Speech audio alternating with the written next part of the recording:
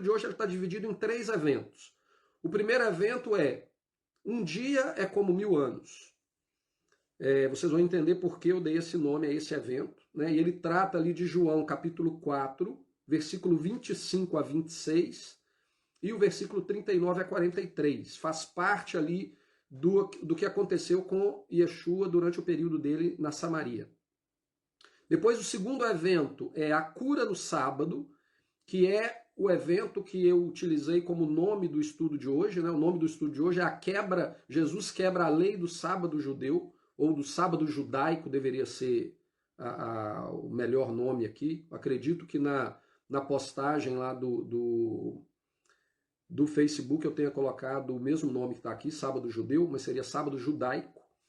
Vocês vão entender o que eu estou querendo dizer com sábado judaico.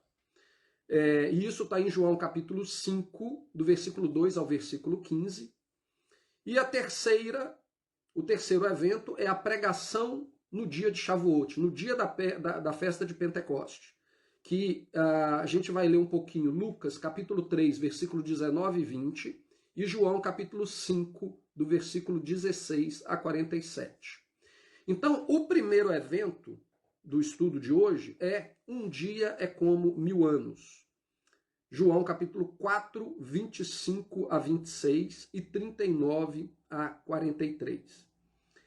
Então, no encontro de Yeshua com aquela mulher samaritana, acontece algo ali que deve nos chamar a atenção e que está descrito nesses versos que eu coloquei para vocês. Então, eu vou ler o verso primeiro e depois nós vamos fazer uma análise do que acontece ali. João 4, 25 e 26. Eu sei, respondeu a mulher. Então, ela está respondendo aqui aquilo que a gente já tratou na semana passada, quando ele fala que chegará o dia, e já chegou o dia, em que o Senhor buscará aqueles que adoram a Deus em espírito e em verdade. A gente já tratou disso. Então, quando Yeshua fala essas coisas para aquela mulher, a mulher, então, ela responde para ele e fala: eu sei, respondeu a mulher, eu sei que há de vir o Messias, chamado Cristo, e quando ele vier, nos anunciará todas as coisas. E disse-lhe Jesus: eu o sou, eu que falo contigo.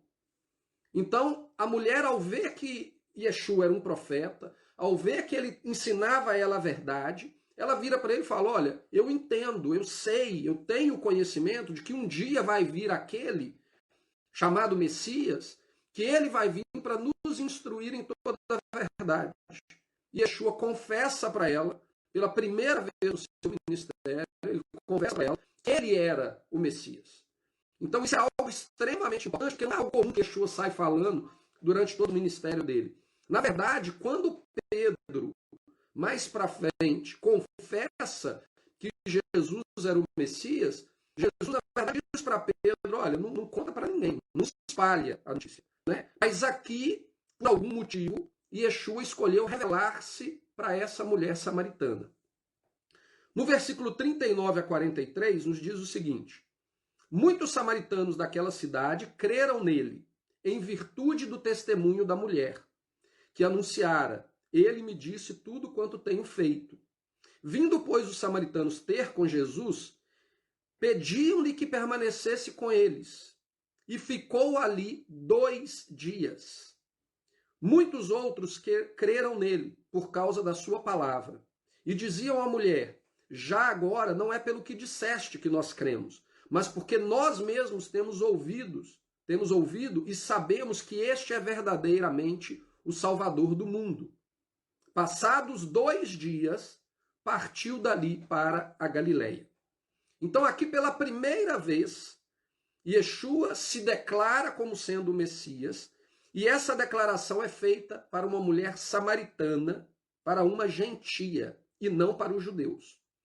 Os judeus já estavam seguindo Yeshua. Ele já tinha os discípulos que a gente viu nos episódios anteriores. Alguns dos discípulos ele já havia escolhido, já estavam caminhando com ele, mas ele não havia declarado especificamente para eles que ele era o Messias.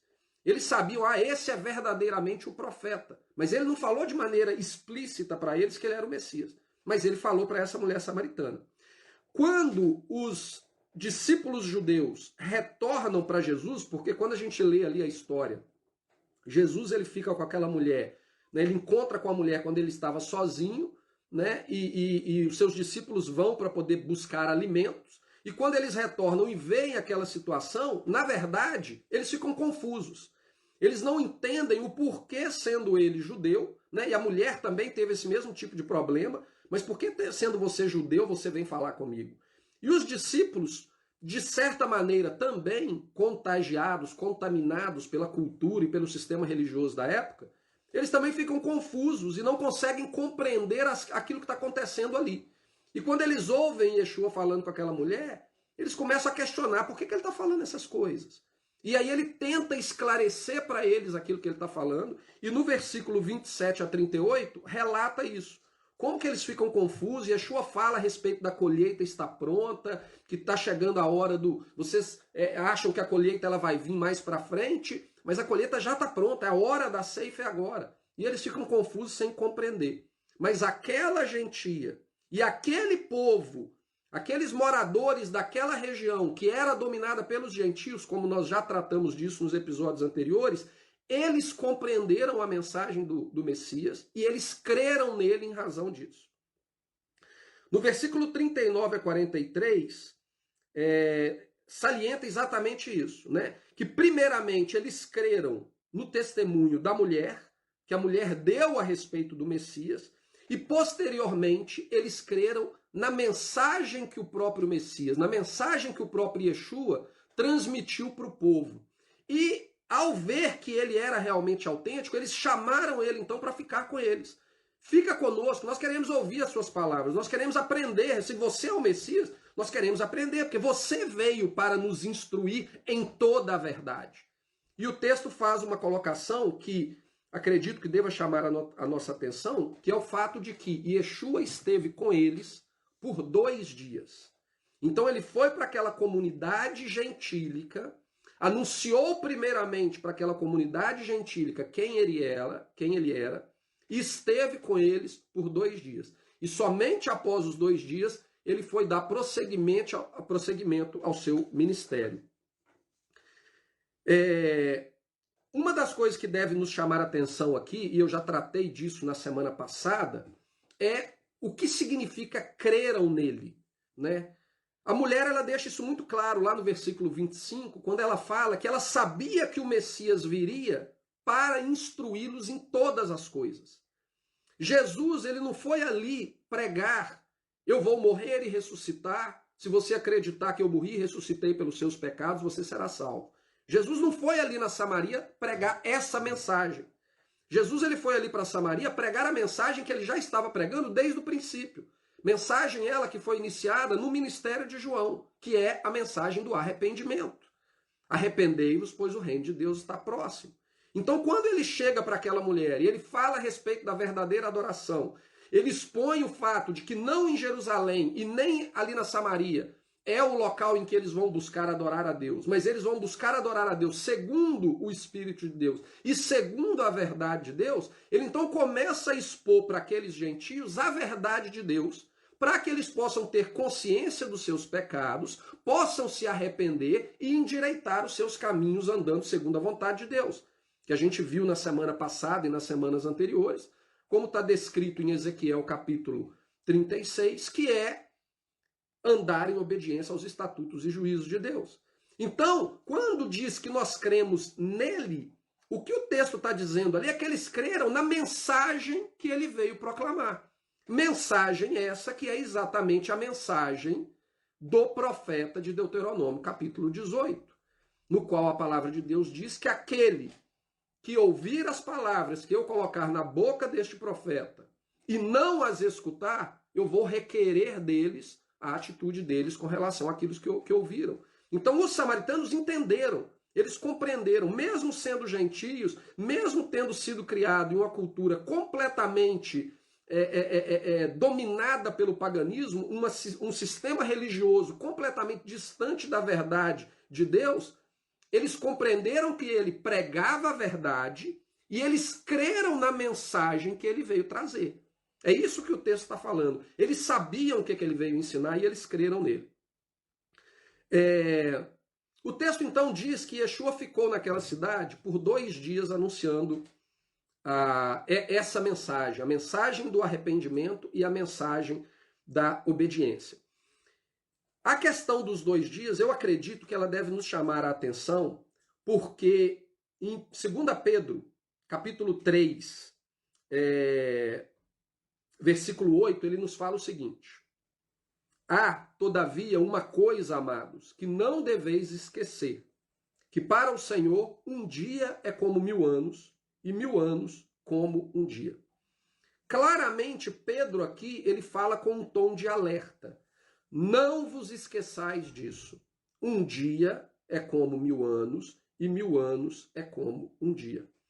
Então, quando a gente vê que Yeshua, e nós sabemos pelo contexto bíblico de que o foco do ensinamento de Yeshua, o foco da mensagem dele era pregar para o povo judeu, para o povo de Israel. Mas ainda assim, por um momento, por 2 dias, ele desvia do seu foco e ele dedica 2 dias do seu ministério exclusivamente para o povo gentio, para o povo ao qual primeiramente ele se revela como Messias. Isso deve nos chamar a atenção. E quando a gente olha aqui para esse aspecto que Pedro fala, que nós não devemos nos esquecer que para Deus um dia é como 1000 anos e 1000 anos é como um dia, isso deve ainda nos chamar mais atenção.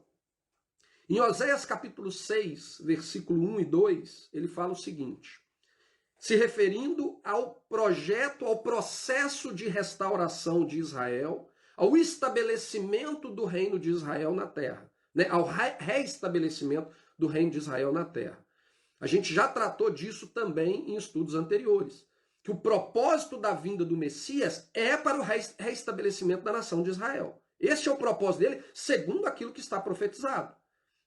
E aí Oséias, fazendo referência a isso, ele fala o seguinte em Oséias capítulo 6, versículo 1 e 2. Vinde e tornemos para o Senhor, porque ele nos despedaçou e nos sarará. Fez a ferida e a ligará. Depois de 2 dias, nos revigorará. E ao 3º dia, nos levantará e viveremos diante dele. Então, Oséias aqui está fazendo referência ao fato de que, por causa dos pecados de Israel, Israel foi destruído, Israel foi disperso entre as nações, Israel foi levado para o cativeiro, isso foi consequência do pecado deles, o próprio Deus despedaçou Israel por causa da consequência do pecado dele, mas ele promete que o mesmo que os despedaçou, que os dispersou, ele vai sará-los, ele vai reunificá-los e vai trazê-los de volta. E aqui no versículo 2, ele deixa isso muito claro, que esse período em que o Senhor rejeitaria, entre aspas, Israel, esse período em que o Senhor despedaçaria Israel, ele duraria 2 dias. E ao final desses 2 dias, ele os revigoraria, e ao 3º dia, ele os levantará e viverá com eles. Ou seja, ele vai finalmente ao 3º dia estabelecer o seu reino e reestabelecer a nação de Israel com o propósito original para o qual eles foram escolhidos. Paulo, em Romanos capítulo 11, versículo 25 e 26, nos diz o seguinte: porque não quero, irmãos, que ignoreis este mistério, para que não sejais presumidos em vós mesmos, que veio o endurecimento em parte a Israel, até que haja entrado a plenitude dos gentios. E assim todo Israel será salvo, como está escrito: virá de Sião o libertador, e ele apartará de Jacó as suas iniquidades. Então, Paulo, ele nos fala aqui que Israel será salvo, a nação de Israel será totalmente reestabelecida após se concluir a plenitude dos gentios. Nós sabemos, com base em textos de que ainda nós não tratamos, que durante todo o seu ministério, o foco de Yeshua foi nas ovelhas perdidas da casa de Israel.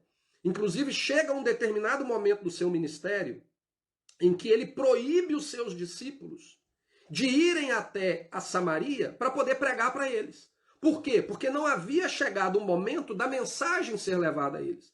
Somente no final do seu ministério, quando ele está para subir aos céus, é que ele dá a ordem aos discípulos de pregarem em Jerusalém, na Samaria e até os confins da terra.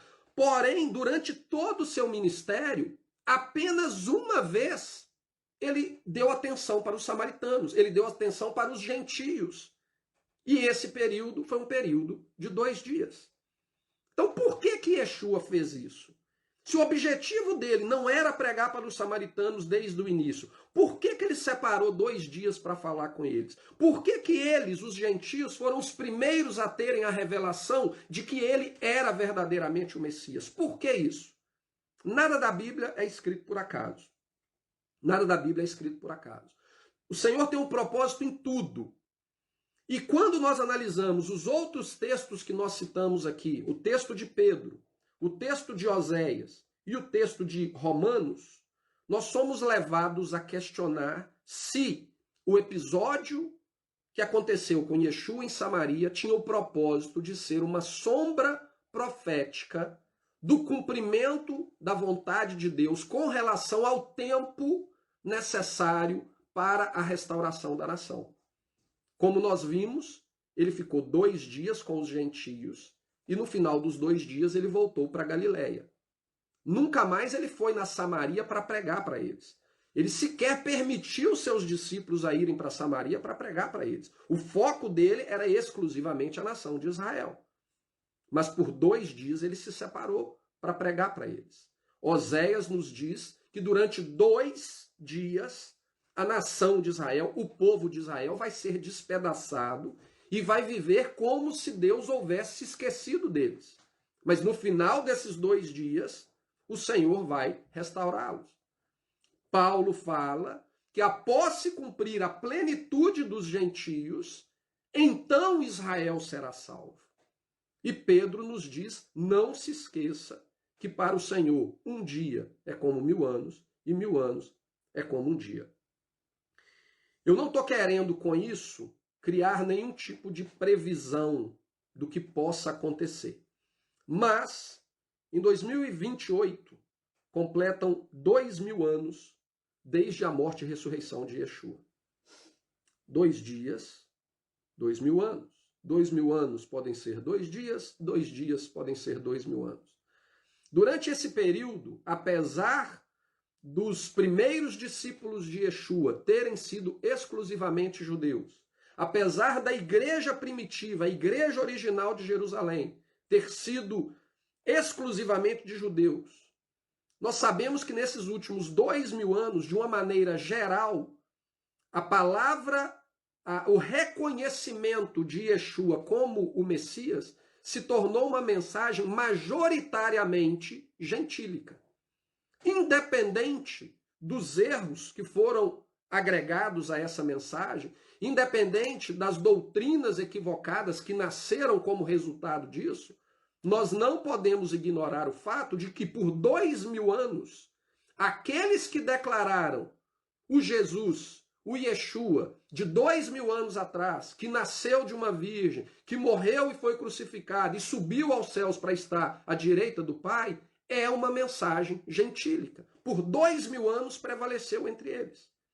Então, será que aquilo que aconteceu em Samaria, na verdade, é um sinal profético de que por 2000 anos a mensagem do Messias ela seria quase que uma mensagem exclusiva do povo gentio, enquanto os judeus ficariam confusos e questionariam como aconteceu naquele incidente lá em Samaria? Os seus próprios discípulos judeus ficaram sem entender o que estava acontecendo, enquanto os gentios creram no que estava acontecendo? Será que é isso? Não posso dizer com absoluta certeza. Porque é muito fácil a gente virar e falar, isso aqui é uma figura profética, uma vez que aquela profecia se cumpre. Por exemplo, aquelas passagens que a gente já analisou lá no Evangelho de Mateus, quando fala a respeito da virgem ter dado à luz ao filho, da menina jovem ter dado à luz ao filho, quando fala a respeito do eu chamei o meu filho, do Egito chamei o meu filho. Eram figuras proféticas contidas em determinadas circunstâncias na história de Israel que se cumpriram em Cristo. Mas até o dia que Mateus escreveu e nos revelou isso aqui é uma figura profética cumprida em Cristo, a gente não tinha como saber. Então, eu não estou falando que o que aconteceu ali em Samaria, ele é uma figura profética. Eu não estou afirmando isso. Porém, as evidências das circunstâncias do mundo que nós estamos vivendo hoje e do tempo em que nós estamos vivendo hoje, nos levam a crer, sem sombra de dúvida, que nós estamos vivendo um momento em que, aparentemente, se aproxima o tempo do retorno do Messias e do estabelecimento do seu reino. A situação que o mundo está vivendo hoje, a direção que o mundo está caminhando hoje, ela não deixa que nenhuma pessoa que crê na palavra de Deus, que ela possa acreditar nessa possibilidade, considerar essa possibilidade de que nos próximos anos, nas próximas décadas, no mais tardar nas próximas décadas, as profecias relacionadas ao retorno do Messias e o estabelecimento do seu reino aqui na Terra se cumpra. Então, quando a gente vê isso tudo e contextualiza com esses textos que eu apresentei para vocês, eu acredito que nós temos muitas razões para estarmos atentos. Porque Yeshua fala que nós não sabemos o dia e a hora exata em que o Filho do Homem virá. Mas assim como a gente olha para o céu e a gente sabe que o verão está próximo, nós vamos ver muitas coisas acontecendo no mundo que vão nos possibilitar identificar que está próximo o tempo do seu retorno. E nós já estamos vendo muitas coisas caminhando nessa direção.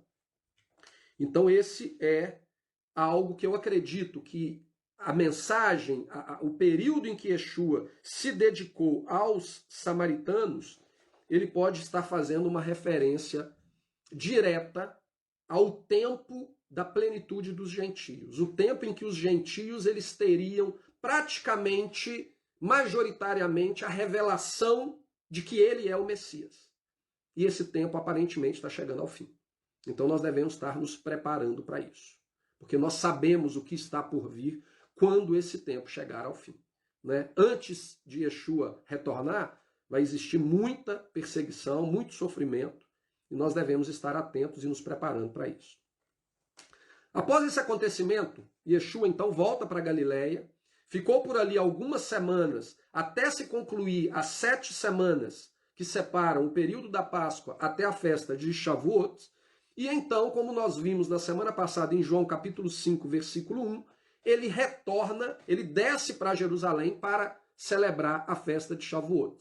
Lá em João capítulo 5, versículo 1, né, cita simplesmente a festa dos judeus.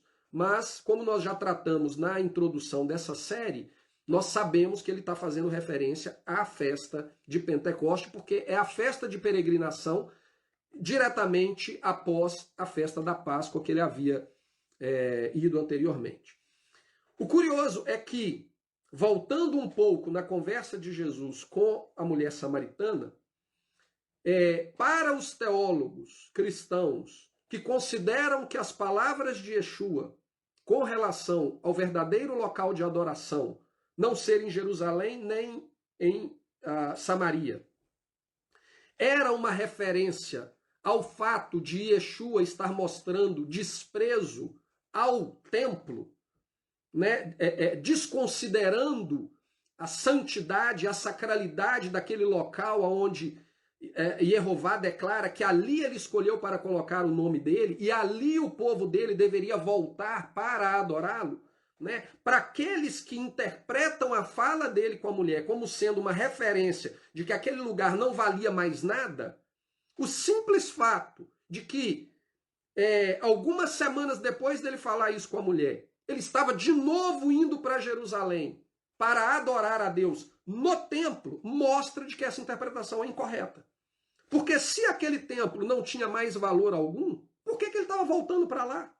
Por que ele estava indo para lá em obediência a uma lei que estabelece que durante 3 vezes ao ano todo israelita deveria ir ao local onde Deus escolheu para ali colocar o nome dele para prestar culto e adoração a Deus? Por que ele estaria indo ali se algumas semanas antes, ao conversar com aquela mulher samaritana, ele demonstrou desprezo e falou que já é chegado o tempo que esse lugar não vale mais nada. Portanto, claramente, não era essa a mensagem de Yeshua. A mensagem dele era com relação, como eu expliquei na semana passada, ao sistema religioso, ao tipo de culto que era oferecido ali, e não ao local em si. Era o sistema contaminado com a hipocrisia, com as tradições, com as doutrinas de homens que tornavam a lei de Deus sem efeito, com a corrupção que havia tomado conta daquele lugar, tanto em Jerusalém quanto em Samaria. Esse era a condenação de Yeshua, e não ao local. Tanto que ele volta ao local para cumprir o seu papel de israelita, de servo de Deus, em obediência à lei de Deus, para adorar a Deus no templo, mesmo sabendo que os judeus já começavam a procurá-lo para persegui-lo. Nós vimos, inclusive, que um dos motivos dele voltar para Galiléia foi justamente para evitar o conflito, o confronto direto com os judeus. Porque eles foram até João, questionar a João o porquê que Jesus estava batizando mais do que ele, porquê que os discípulos já estavam seguindo mais a Yeshua do que ele. João então revela, olha, eu só vim para introduzir ele. Agora eu vou diminuir e ele vai crescer. É ele é o foco. Ele é aquele que o Pai enviou. É a ele que eles têm que escutar e não mais a mim. E aí quando eles percebem isso, o que é que eles fazem? Então nós temos que destruir ele. Né? E principalmente após ele já ter feito feito pouco caso das tradições dele, do sistema religioso deles, naquele casamento em Caná da Galileia. Então, cara, é esse cara que nós temos que persegui-lo. E o texto que a gente leu na semana passada mostra que quando Yeshua, então, decide subir para Galileia, é justamente por saber que os judeus já estavam procurando por ele. Então, o que ele fala? Eu não quero confronto. Se ele não quer confronto e o templo não tem mais valor algum, por que ele volta no templo? Ele volta no templo porque ele tinha que obedecer à lei de Deus. Se ele não fosse ao templo para prestar culto ao Deus naquele momento, independente do sistema completamente corrupto que existia na época e que dominava o templo na época, mas se ele não vai ao templo, ele estaria em violação à lei de Deus, portanto, ele estaria em pecado, porque o pecado é a transgressão da lei. Muito simples isso. E aí a gente entra no segundo evento de hoje, que é a cura no sábado. Né? O título do texto de hoje, né? Jesus quebra a lei do sábado judaico. João capítulo 5, versículo 2 a 15. Eu quero ler com vocês aqui para que depois eu possa comentar.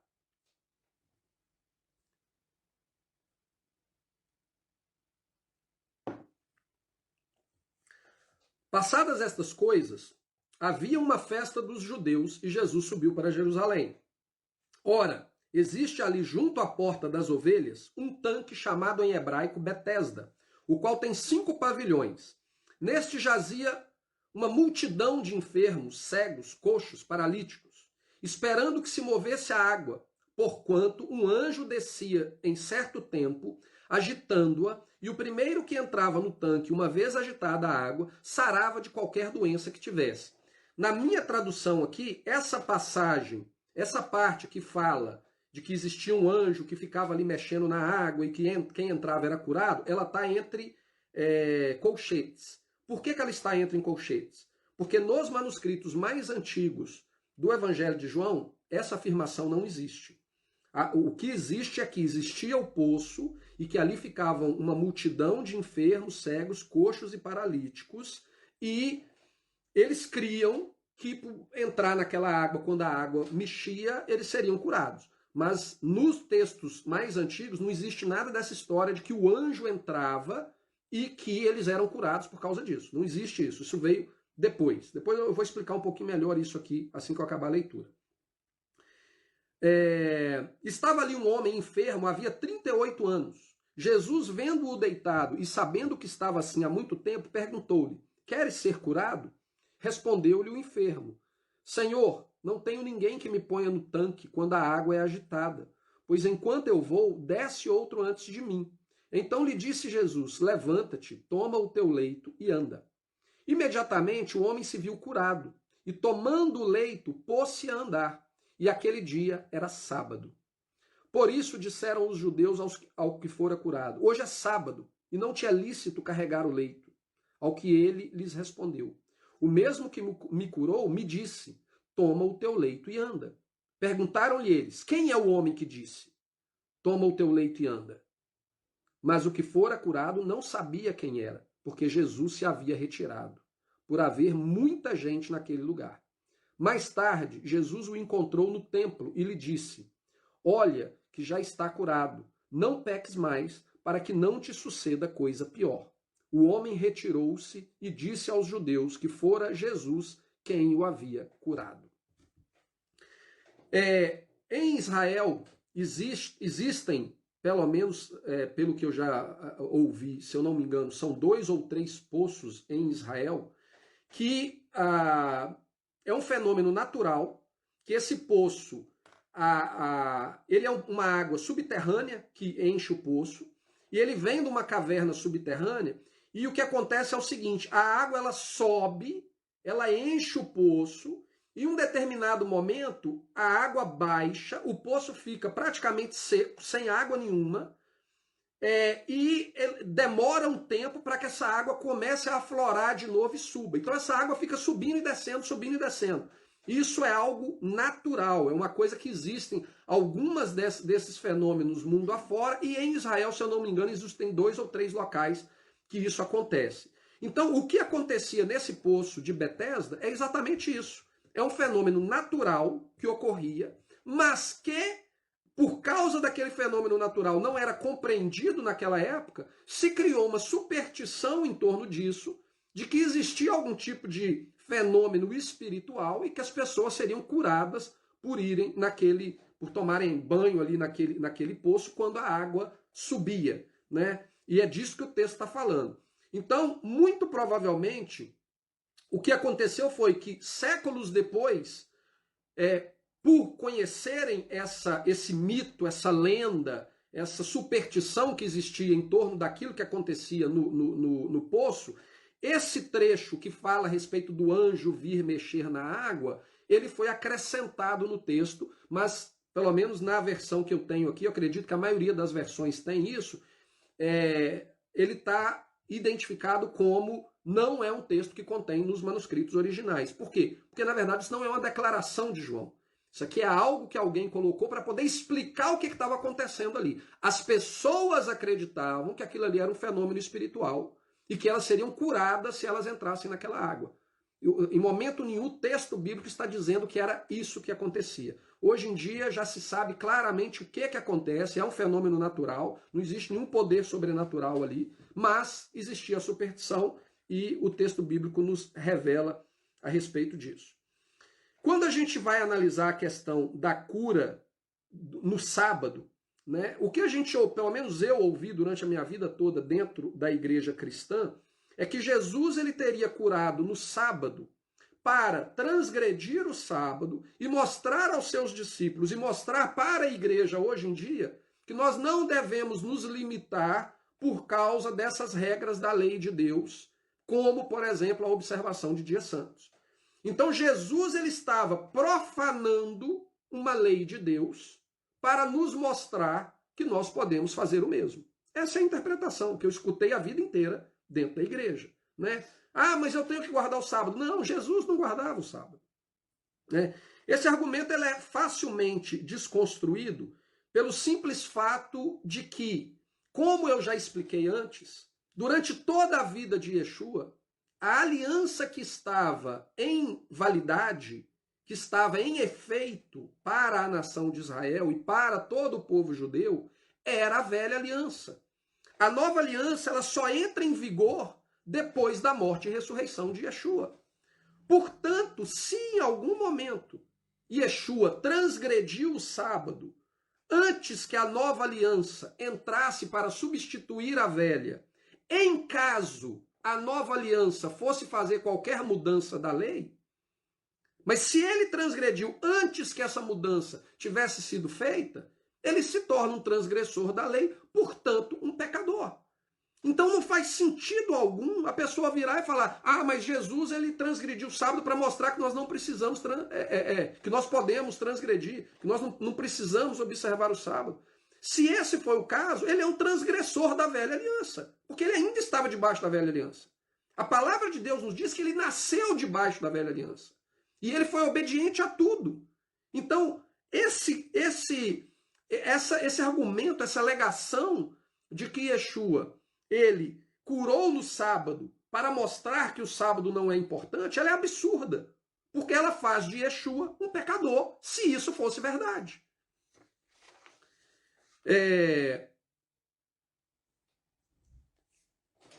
Além disso, o pecado da transgressão do sábado, ele é um pecado para a morte.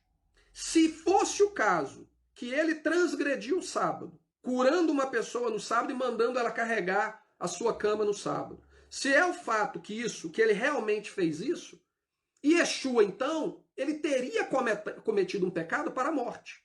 E aí, durante o período em que ele estava sendo julgado para ser crucificado, os próprios fariseus, que neste episódio aqui o perseguiram em razão do que ele fez, eles teriam levantado lá no julgamento de Cristo a culpa da transgressão do sábado. Por que nós devemos crucificá-lo? Porque ele é um transgressor do sábado. Nós vimos ele transgredindo o sábado quando ele curou aquele paralítico e mandou ele carregar a cama dele. O paralítico deu testemunho para a gente a respeito disso. Então, se fosse o caso dele ter transgredido o sábado, os próprios fariseus o teriam acusado, coisa que eles jamais fizeram. Tanto não fizeram que eles precisavam pagar falsas testemunhas para tentar levantar algum tipo de acusação que justificasse a crucificação.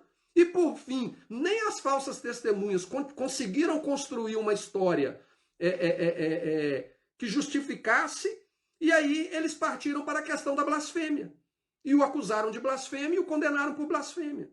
Se ele transgrediu o sábado, por que ele não foi então acusado da transgressão do sábado e foi crucificado por isso? Se nem os judeus jamais o acusaram disso, o que nos leva a falar hoje em dia que Jesus realmente transgrediu o sábado? É um absurdo. Agora, o que os teólogos cristãos fazem hoje em usar esses eventos na vida de Yeshua do sábado, as curas que ele fez no sábado, as atitudes que ele teve no sábado, como sendo uma transgressão do sábado, é unicamente para justificar a necessidade deles de se libertarem da observação do sábado, para justificar o direito deles de transgredirem o sábado. Então eles viram e falam, mesmo que seja completamente incoerente, mesmo que os próprios fariseus jamais acusaram Jesus oficialmente numa corte judaica, no qual você tem que fazer um juramento diante de Deus, utilizar o nome de Deus como juramento para poder condenar uma pessoa à morte. Quando eles estavam diante daquela circunstância em que eles deveriam usar o nome de Deus e eles poderiam estar usando o nome de Deus em vão, eles não tiveram coragem de virar e falar, ele é um transgressor do sábado. Mas mesmo os judeus não fazendo isso, a igreja hoje, os teólogos cristãos hoje falam, não, ele transgrediu o sábado para nos mostrar que nós podemos fazer o mesmo. É absurdo, não faz sentido algum. Isso, portanto, ela é uma doutrina baseada em uma falsa premissa. Portanto, é uma heresia e é uma mentira. Mas por que então que Jesus curou no sábado? Primeiramente, porque o sábado é o dia santificado por Deus. É um dos dias santificados por Deus. É uma das horas marcadas por Deus para ele se encontrar com o seu povo e agir em favor do seu povo. Então, não existiam dias melhores para a manifestação do poder de Deus em favor do seu povo do que os dias santificados por Deus. Então é natural que nós vejamos que no sábado a manifestação do poder de Deus e o agir de Deus em favor do seu povo seja intensificada. Primeira coisa óbvia é essa. Se Deus determinou que existem dias especiais no ano, no qual ele vai se encontrar com o seu povo, a minha expectativa é que naqueles dias eu veja algo extraordinário acontecer. Primeira coisa óbvia é essa. Mas os teólogos cristãos ignoram isso por quê? Porque eles completamente rejeitam os dias santificados por Deus. Então, isso aqui para eles tanto faz. O segundo é que, a exemplo do que aconteceu em Caná da Galileia, Jesus usou aquela oportunidade para confrontar o sistema religioso judaico, baseado em tradições e doutrinas de homens que tornavam a lei de Deus sem efeito. Então, o que acontece aqui não é diferente do que aconteceu lá no primeiro milagre, quando ele transforma aqueles potes de água de purificação em vinho. Ele faz exatamente a mesma coisa. Muitos teólogos eles costumam falar o seguinte: se Jesus ele veio para ensinar a lei, se ele veio para pregar a lei, por que então que ele não falou de maneira específica a respeito da lei do sábado? Por que ele não falou de maneira específica a respeito do dia santos, a respeito do comer animal imundo ou não, daquilo que é puro e daquilo que é impuro? Por que ele não tratou especificamente disso? Né? O que as pessoas ignoram, aqueles que fazem esse tipo de questionamento, é que, primeiramente, nem tudo que Jesus falou e ensinou está narrado no Novo Testamento. João ele deixa muito claro que se tudo aquilo que ele ensinou e fez fosse escrito, não teriam bibliotecas no mundo para conter os livros que deveriam ser escritos. Então, claramente, existe muito mais coisas, além daquilo que foi nos deixado como testemunho, né? Existe muito mais coisas que Jesus fez e ensinou e nós não podemos falar com absoluta certeza que ele nunca tratou dessas questões. O que nós sabemos é o seguinte, que desde o tempo do cativeiro babilônico, do retorno do cativeiro babilônico, os pecados do qual Israel se tornou culpado deles foi diferente. E no tempo de Yeshua, o pecado no qual o povo de Israel vivia nele não era o mesmo pecado que levou Israel para o cativeiro primeiramente. Antes do cativeiro babilônico, Israel havia se afastado totalmente da lei de Deus, completamente da lei de Deus, havia se envolvido com a adoração a falsos deuses, havia adotado práticas abomináveis do sistema de adoração desses falsos deuses, inclusive o sacrifício dos seus próprios filhos no fogo em oferta a Moloque. Esse era o pecado do qual, quando a gente lê as páginas do Antigo Testamento, a todo momento os profetas estão acusando o povo de Israel de ter cometido. A todo momento ele está mostrando para eles aonde eles se afastaram da lei de Deus. Quando o povo de Israel retorna do cativeiro babilônico, os líderes de Israel eles pensam o seguinte: nós temos que criar uma maneira, né, vista o alto preço que nós pagamos por causa dos nossos pecados, por causa dos pecados da nação, nós temos que criar um sistema que impeça o povo de sequer correr o risco de transgredir a lei de Deus. Então, como resultado disso, e isso está descrito de maneira bem evidente no livro de Neemias, ali no livro de Neemias você já consegue ver esse tipo de atitude. Neemias estabelece regras, porque ele acreditava que o povo estava sendo conduzido a pecar por determinadas atitudes. Por exemplo, os comerciantes vinham na cidade durante o sábado e as pessoas compravam mercadorias. E na lei de Deus não fala que você é proibido de comprar uma mercadoria no sábado. Só que no entendimento de Neemias, e no final do livro de Neemias, Neemias deixa isso muito claro. Ele vira e fala, não é Deus que mandou eu fazer essas coisas, foi eu que fiz. Acreditando que eu estou fazendo o melhor, eu espero que Deus receba isso que eu fiz na melhor das intenções. E o judaísmo nasce com essa mesma intenção. Nós vamos estabelecer umas regras que talvez elas vão ser um pouco mais rigorosas, mas o nosso objetivo é bom. O nosso objetivo é impedir que o povo chegue a transgredir a lei de Deus. Então, para que eles não transgridam a lei de Deus, nós vamos estabelecer as nossas próprias leis de maneira que, para eles chegarem a transgredir a lei de Deus, eles primeiro vão ter que transgredir a nossa. E nós vamos controlar eles ali. Então, apesar da intenção ela ter sido uma intenção louvável, originalmente uma intenção louvável, o resultado é que a solução do problema do pecado de Israel se tornou nela mesma um pecado e uma transgressão da lei de Deus. Só que Israel passou a ser culpado de outros pecados e não daqueles pecados anteriores. Israel não era mais culpado de transgredir o sábado, de esquecer das festas bíblicas, de não fazer distinção entre o santo e o profano. Israel não era mais culpado daquilo, de adorarem a falsos deuses. No tempo do ministério de Yeshua, você não vê Yeshua falando sobre bestialidade. Você não vê Yeshua falando sobre sacrificar os seus filhos no fogo a Moloque. Você não vê Yeshua falando a respeito de consulta aos mortos. No Velho Testamento você vê os profetas condenando isso. Por que Yeshua não condenou isso? Ele não condenou porque no tempo dele isso passou a ser válido? Isso passou a ser normal? Não era mais pecado fazer isso? Nós podemos fazer isso? Não. Ele não falou disso porque não era um problema que dominava a nação. Talvez uma ou outra pessoa em algum canto de Israel ainda estava envolvida em alguma coisa. Mas de maneira geral, esse não era mais o pecado de Israel. O pecado de Israel passou a ser a transgressão daquele mandamento de Deus, que é um dos pilares do relacionamento de Deus com o seu povo e da sua aliança, que é: não acrescentarás e nem diminuirás de todas as leis que eu vos dei. Esse passou a ser o problema de Israel após o cativeiro babilônico.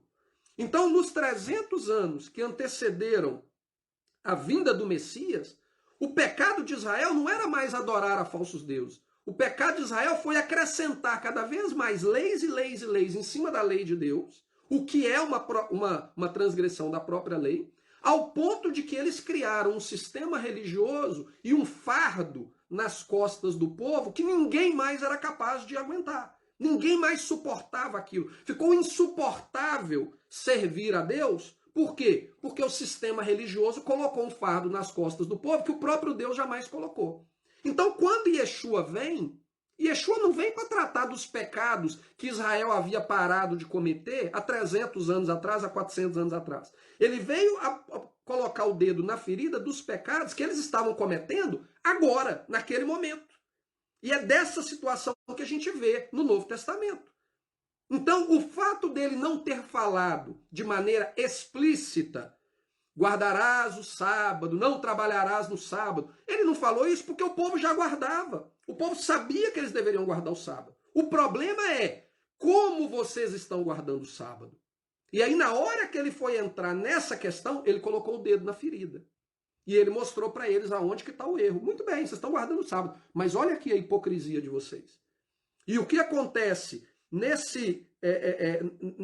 situação, nesse evento envolvendo a cura deste homem, é exatamente para poder apontar essa hipocrisia. Nesse caso específico, Jesus curou este homem no sábado e usou essa oportunidade, então, para mais uma vez expor a hipocrisia da religiosidade dos líderes judeus. E o versículo 8 e o versículo 9 de João capítulo 5, ele revela a origem desse problema. O texto fala o seguinte: então lhe disse Jesus: levanta-te, toma o teu leito e anda.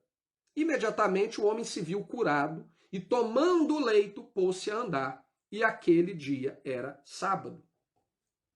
A cama que é citada no texto ali, é aquilo que eu já falei várias vezes aqui no estudo, a gente tem que ler a Bíblia com a mente do povo da época.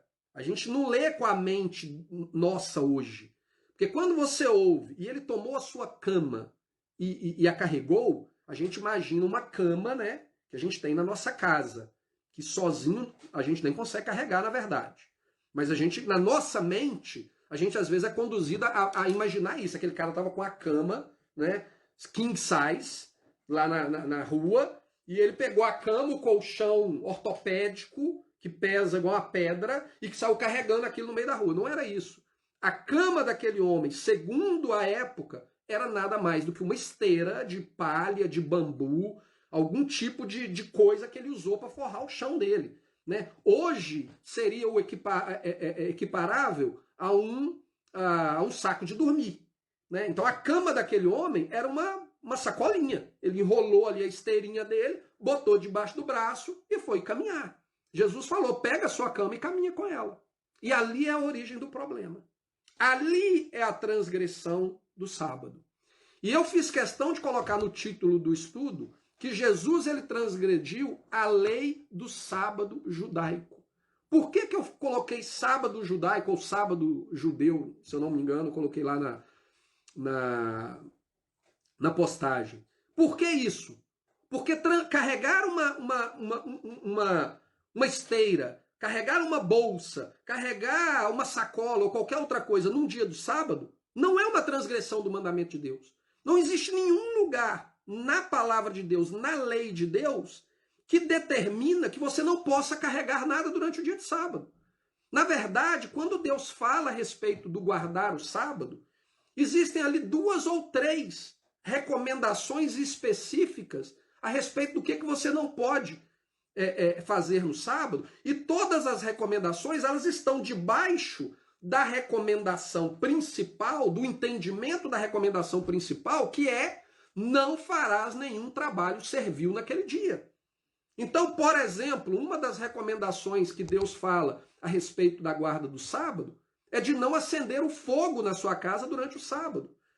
O Senhor não está falando a respeito de pegar um fósforo e uma caixinha e fazer assim. Ele não está falando disso. Ele não está falando a respeito de você ir na tomada da sua casa e apertar o botão e a luz acender. Ele não está falando de você ir no botão do seu fogão automático e apertar ali e acender o fogo. O acender o fogo no dia de sábado, na realidade do povo da época, ele envolvia trabalho servil. Ele envolvia você ir no campo, colher a lenha, trazer, preparar tudo aquilo ali. Não era algo simples para poder se acender um fogo, como é acender um fósforo hoje em dia. Então, quando a gente analisa o contexto, tudo aquilo, quer dizer, tudo aquilo não. As 2 coisas, não estou nem lembrado aqui agora exatamente quais são. Lembro que é o fogo... Olha, se eu não me engano, eu acho que explicitamente é só essa, né? Que é não acender o fogo no sábado. Tem mais alguma coisa que você lembra? O fogo, não trabalhar no sábado. É um dia de celebração, é um dia de santa convocação. Acho que são essas 3 coisas. Não fazer trabalho servil, é um dia de santa convocação, e não acender o fogo. Especificamente em termos de ação, é só o fogo. Em termos de ação, assim, alguma coisa em termos de trabalho físico, alguma coisa nesse sentido, é só o fogo. E aí, e mesmo assim, quando você analisa isso dentro do principal do mandamento, que é o não trabalharás, você entende que não é acender o fogo de pegar um fósforo e riscar um fósforo. Não é apertar o botãozinho ali para acender o fogão. É o acender o fogo envolvendo o trabalho que era acender um fogo naquela época, porque dá muito trabalho. Se acender um fogo sem a tecnologia que a gente tem hoje, é muito trabalhoso. Inclusive, a primeira morte descrita na lei de Deus como consequência da transgressão do sábado, que acontece logo depois de Deus ter dado a lei para o povo, é um cara que sai para colher lenha no sábado. Ele sai para colher lenha no sábado para quê? Para acender fogo. E aí eles acham ele, Moisés ainda fica com dó do cara, e o que a gente vai fazer? Eu vou perguntar para Deus. Aí Deus fala: Moisés, para que você está perguntando para mim? Eu já te dei a ordem. O cara foi lá e transgrediu o meu sábado. Ele transgrediu o sábado por quê? Porque ele ia acender fogo. Mas não é só que ele riscou um palito de fósforo no sábado.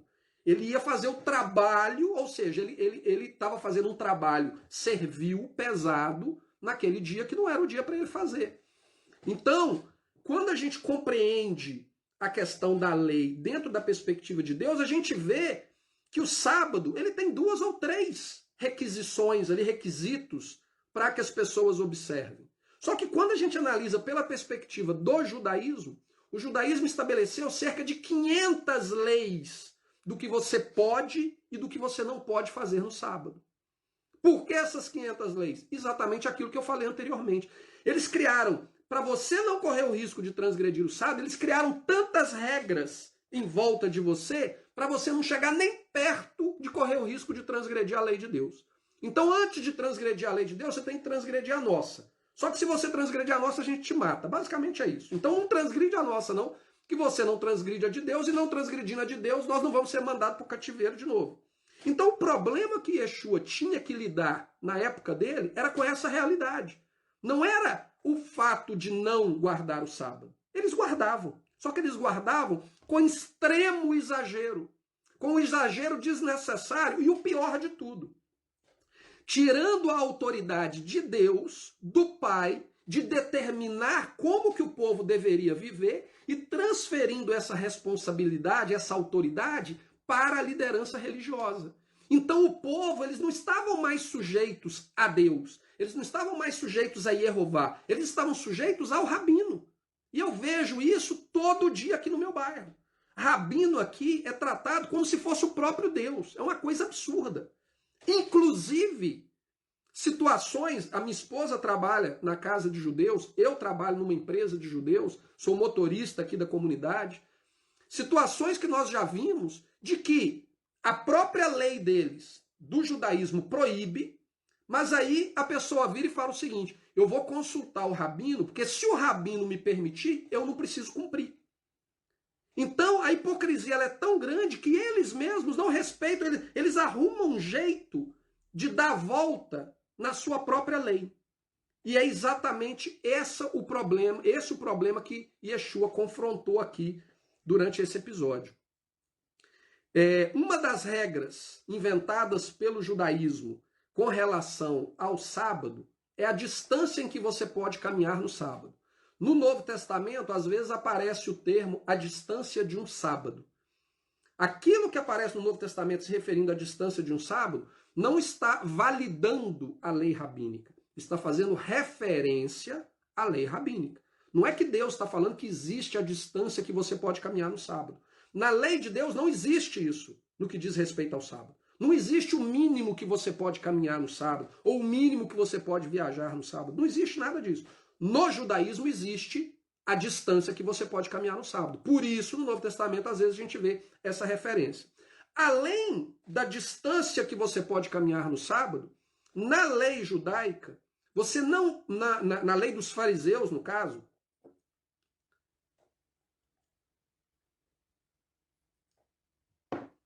a garganta está ardendo. Na lei dos fariseus, no caso, existem a proibição de que você não pode carregar absolutamente nada fora da sua casa no sábado. Saiu da porta da sua casa para fora, você não pode carregar nem a chave de casa. Nem a chave de casa. Pode parecer absurdo. Aqui no bairro, vocês já sabem, né? Vocês que já estão me acompanhando há mais tempo, sabem que eu moro em um bairro de predominância aqui de judeus ortodoxos. E os judeus ortodoxos são os fariseus do tempo de Yeshua. A maioria das casas, ela tem a fechadura e ela tem um código para você apertar de números para você destravar a porta. Por que eles têm esses códigos? Para usarem no sábado. Porque no sábado eles não podem sair com a chave de casa. Se eles saírem com a chave de casa, eles estão carregando alguma coisa. Você não pode carregar a chave. Por isso que o cara carregou uma esteirinha de palha e eles foram lá brigar com o cara. Porque o cara estava transgredindo o sábado deles, não o sábado de Deus. Não o sábado da lei de Deus estabelecida lá através de Moisés. O sábado dos rabinos, as leis dos rabinos.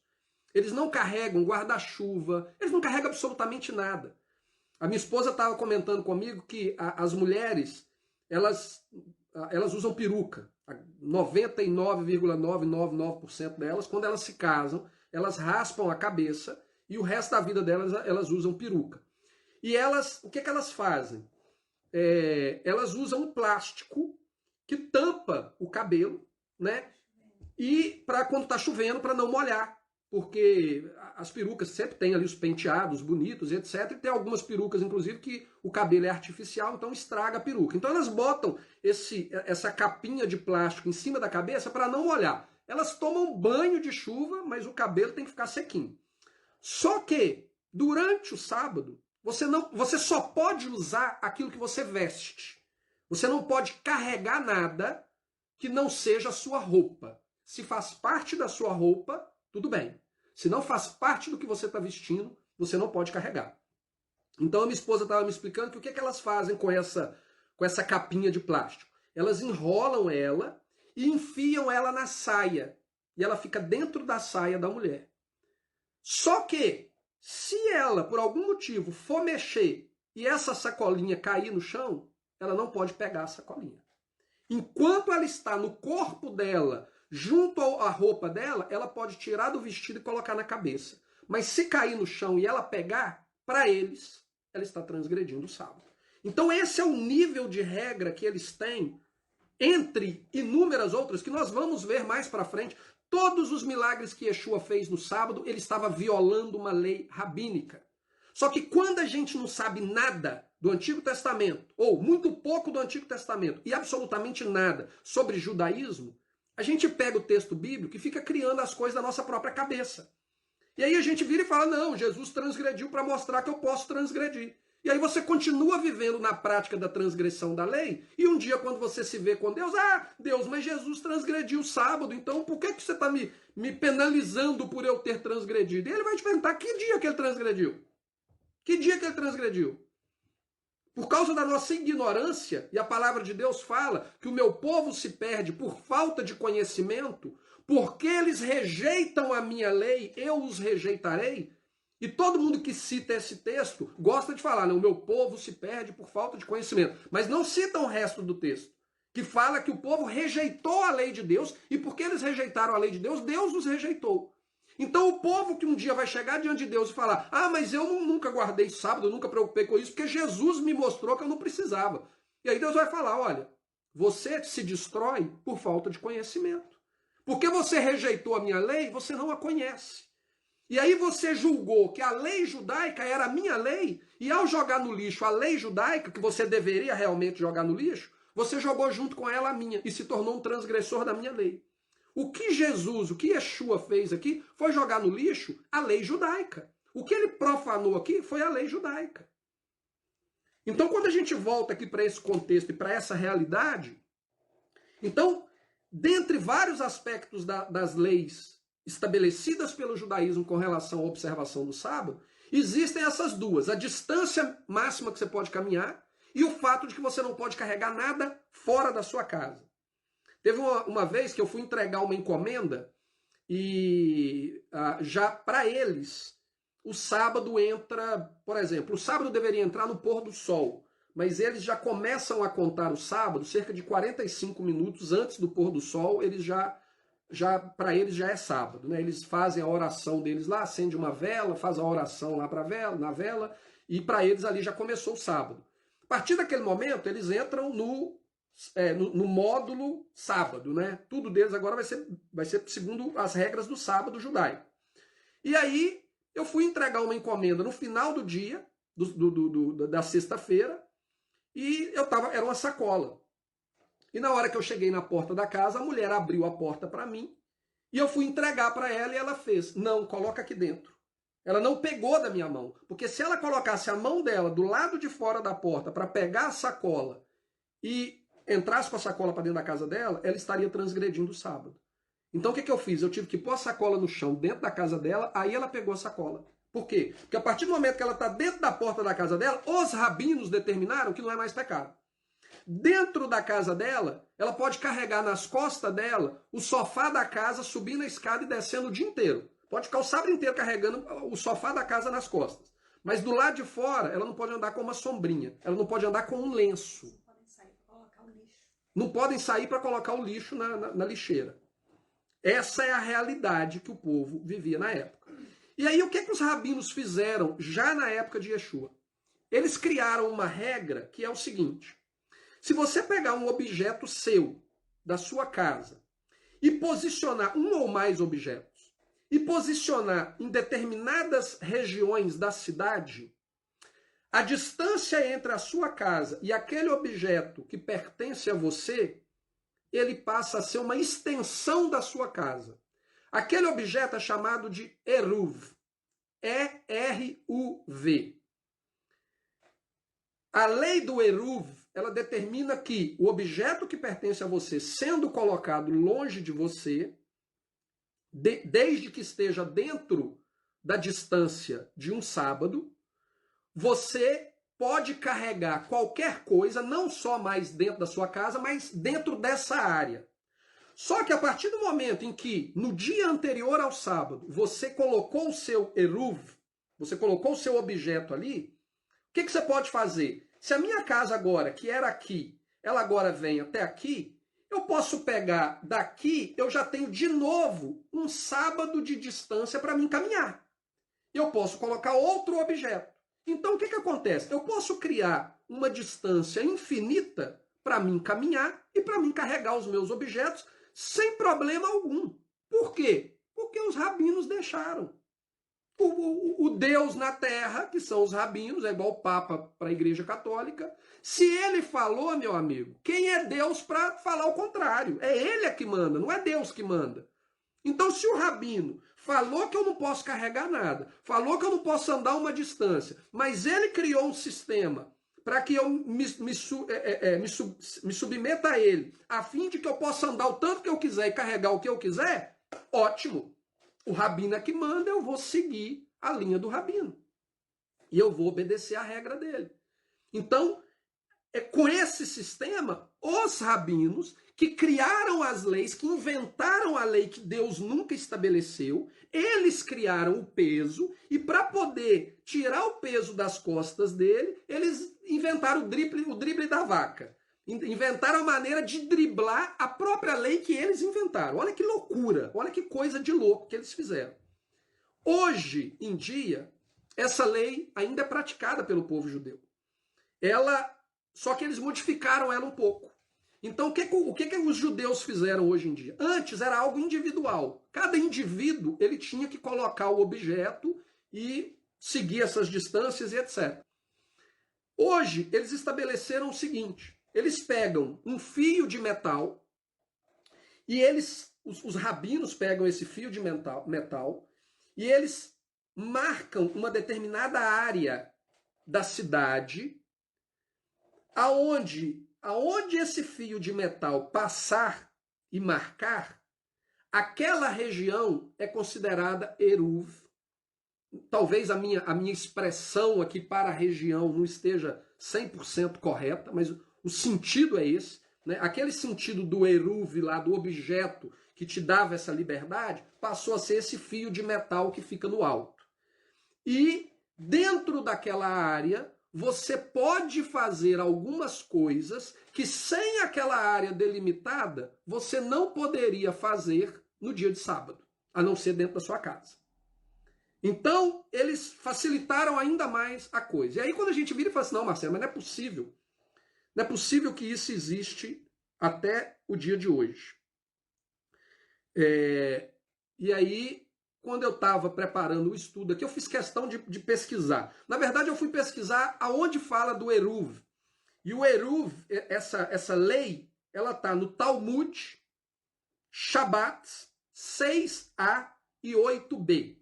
Então, Talmud, como eu já falei anteriormente aqui, é a coleção de livros que é a base do judaísmo, né? A tradição dos anciãos e mestres e rabinos da história do judaísmo, que foi, antes era a lei oral e depois, 300 anos depois de Cristo, passou a ser a lei escrita também, né? Passou a ser um documento escrito, mas no tempo de Yeshua ela era a lei oral. Lei essa que ele confrontou.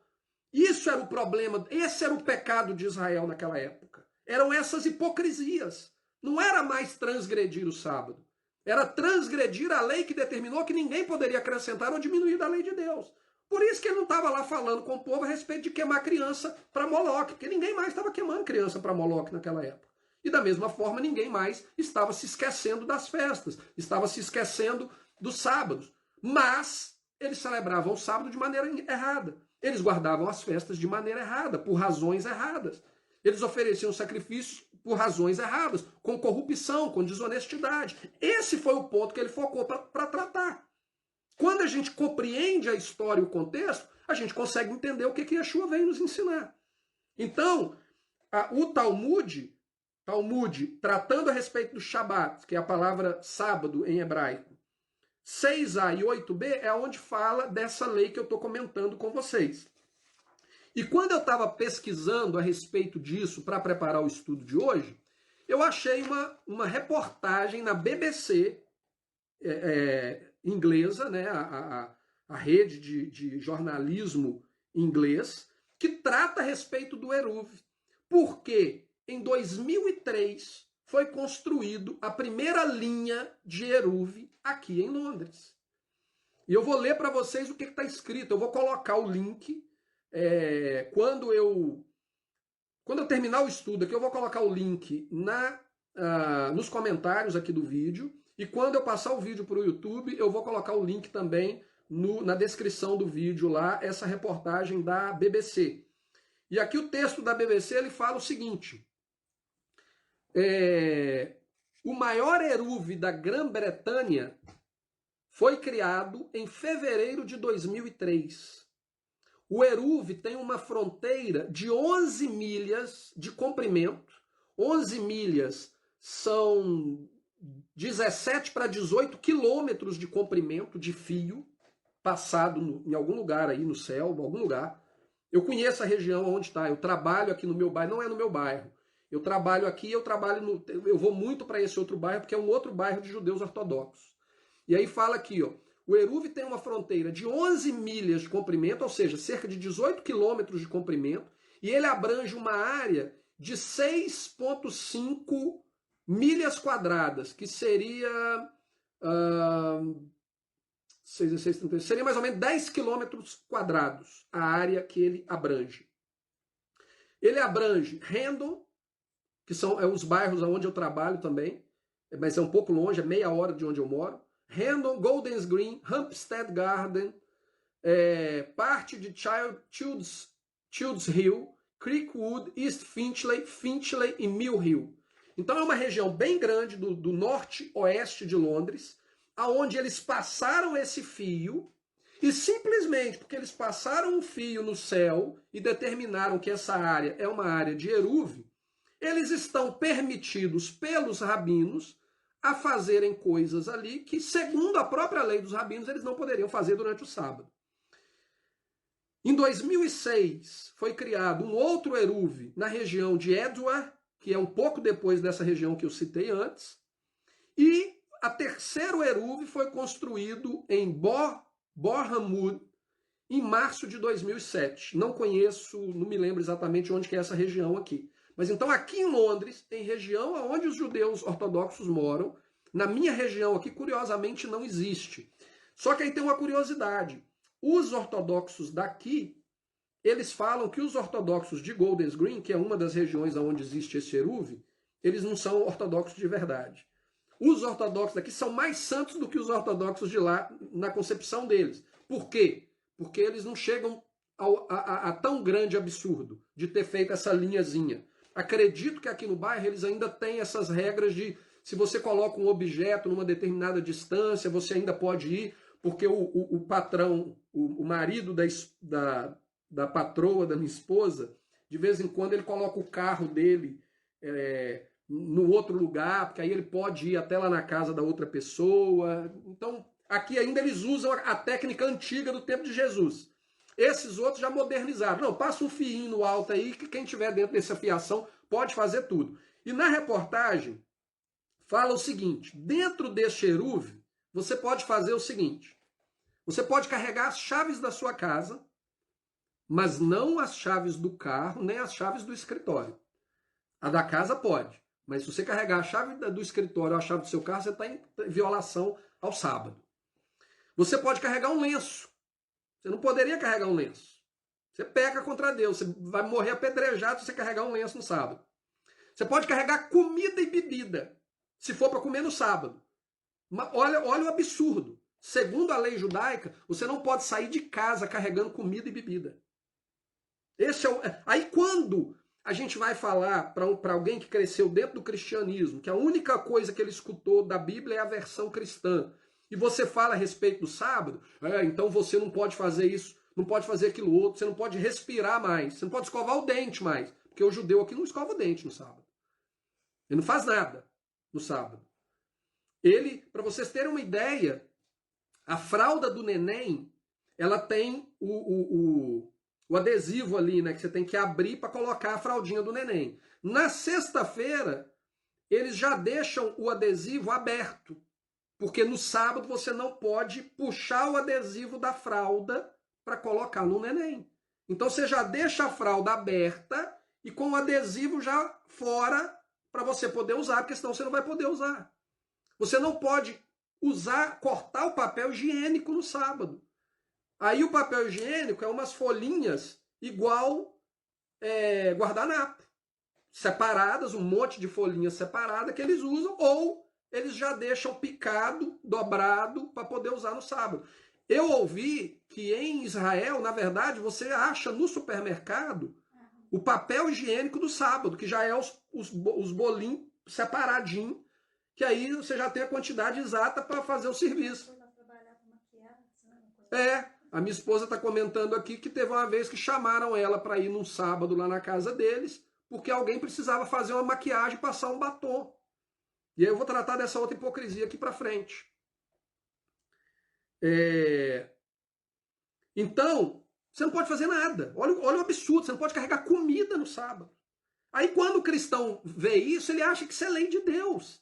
Ah, você vai guardar o sábado, que você não pode fazer mais nada. Você não pode escovar o dente, você não pode rasgar um papel higiênico, você não pode acender a luz da sua casa. Gente, se a gente não consegue compreender a distinção entre judaísmo e lei de Deus, a gente não vai compreender a palavra de Deus. A gente não vai compreender o porquê que Yeshua tomou determinadas decisões, por que ele ensinou determinadas coisas. Por quê? Porque ele foi obediente à lei de Deus em tudo, mas ele confrontou constantemente a hipocrisia do sistema religioso do povo da época, dos judeus da época. É isso que ele fez. Você pode carregar o seu lenço de oração. O que é o lenço de oração? O judeu, ele tem o talit, que é um pano que coloca em cima para orar, e durante a semana eles carregam esse pano dentro de uma bolsinha. E durante o sábado, aqui no meu bairro, eles carregam ele vestido com ele. Eles colocam ele no corpo e vestem com ele, como se fosse uma roupa para ele. Eles não tiram aquilo ali hora nenhuma, eles ficam andando na rua com aquilo o tempo inteiro. Nesses bairros aqui, você pode continuar carregando a sua bolsinha. Você não precisa ficar com aquilo o tempo inteiro na cabeça. Por quê? Porque colocaram um fiozinho lá que muda a lei deles, né? Porque não é lei de Deus. Você pode carregar livros. Nem livros de oração, normalmente o judeu fariseu, ele poderia carregar durante o período o dia de sábado. Você pode carregar medicamentos essenciais, ou seja, se não tiver esse fiozinho, você não pode carregar nem medicamento essencial como insulina para diabético. Você não pode carregar num dia de sábado. Você pode carregar uma roupa extra, uma capa de chuva. Você pode carregar fraldas para o seu bebê. Você pode carregar óculos de leitura. Se é um óculos que você não fica com ele na cara o tempo inteiro, você vai colocar ele no bolso e só tira para ler, no sábado você não pode carregar ele. Isso é judaísmo. Isso não é lei de Deus. É contra esse sistema que Yeshua falou: tomai o meu jugo, porque o meu jugo é leve. Porque vocês estão carregando um jugo que os homens colocaram em cima de vocês. E é por isso que o apóstolo João fala que a lei de Deus ela não é pesada.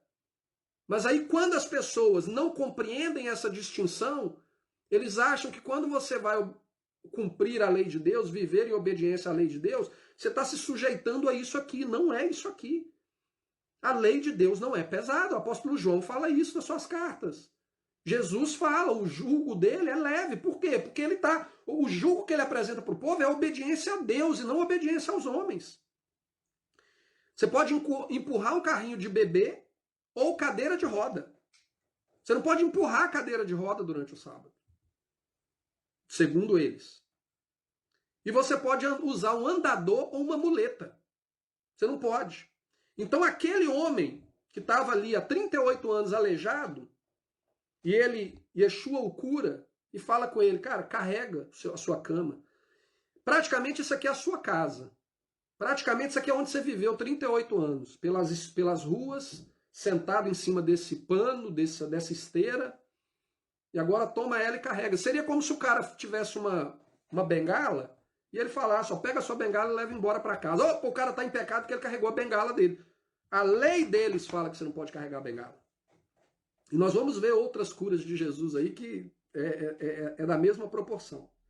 Então, quando Yeshua manda aquele homem pegar a sua cama e caminhar, ele intencionalmente leva aquele homem a profanar a autoridade rabínica de modificar a lei de Deus para criar novas leis, que é uma transgressão da lei de Deus. É isso que ele fez.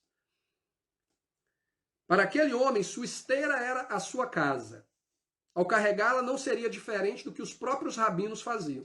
Se os rabinos acreditavam que colocar um pote aqui, colocar um outro negócio ali, estendia a sua casa para qualquer lugar e você poderia carregar o que você quisesse, Por que eles estavam reclamando daquele homem que estava carregando a casa dele debaixo do braço? Porque ele vivia naquilo ali. Ele estaria em conformidade com a própria lei deles. Mas por que eles se sentiram ofendidos? Porque alguém de fora do sistema foi lá e falou com aquele homem, carrega. Eles se sentiram ofendidos não porque aquele homem estava transgredindo a lei, porque ele não estava transgredindo nem mesmo a lei deles. Nem mesmo a lei deles, se você olhar de maneira bem direta o que a lei deles fala. Porque aquilo ali era praticamente a casa daquele homem. O que eles se sentiram ofendidos é porque eles entenderam que aquele homem não estava se submetendo à autoridade deles de controlá-lo. Quem que deixou? Você pediu a permissão para mim? Você pediu a permissão para o nosso sistema? Porque se você está fora do nosso sistema, a gente corta a sua cabeça. Se você está fora da nossa autoridade, a gente te exclui do hall de membros. A realidade que aquele homem vivia não é a realidade que a gente viveu durante a nossa vida toda. E o que ofendeu os fariseus foi que Yeshua foi lá e falou para eles: a autoridade de vocês é nenhuma, vocês não têm autoridade nenhuma. Esse homem está sujeito à autoridade de Deus. E se Deus nunca falou que é problema para ele carregar uma esteira debaixo do braço no dia do sábado, pega a sua esteira e carrega e esqueça a hipocrisia desse sistema religioso que colocou um fardo sobre vocês que nem mesmo eles conseguem carregar, ao ponto deles criarem toda essa história do Eruv para poder tentar sair fora deles. Porque nem eles conseguem suportar a lei que eles mesmos estabeleceram. E quando a gente lê o livro de Atos, as cartas de Paulo, isso fica cada vez mais evidente. Porque é tratado exatamente disso por todo o Novo Testamento.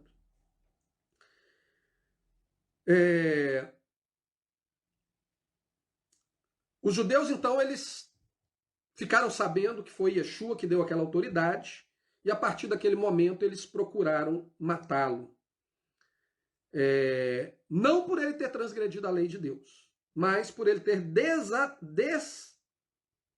desafiado a autoridade religiosa e o domínio que eles exerciam sobre o povo ao mandar aquele homem carregar a sua cama ou a sua esteira no dia de sábado, coisa que não é diferente do que a gente vive hoje. O sistema religioso que hoje afirma que os discípulos de Yeshua, que estão aí para proclamarem a verdade a respeito de Jesus, e que ao mesmo tempo rejeitam a lei de Deus, também é baseado em doutrinas e tradições de homens. Para eles, o que mais ofende não é você obedecer a Deus. Quer dizer, obedecer a Deus ofende. Porque, primeiramente, para eles, quando você não se submete às doutrinas e tradições deles, é uma ofensa. Por exemplo, quando você fala que você não vai guardar o sábado, celebrar o Natal, para essas pessoas, para esses líderes religiosos modernos de hoje, que se declaram como porta-vozes de Cristo ao mundo, para eles é uma ofensa. Algo que é inventado por eles. Algo que foi herdado do paganismo. Algo que não possui base bíblica alguma.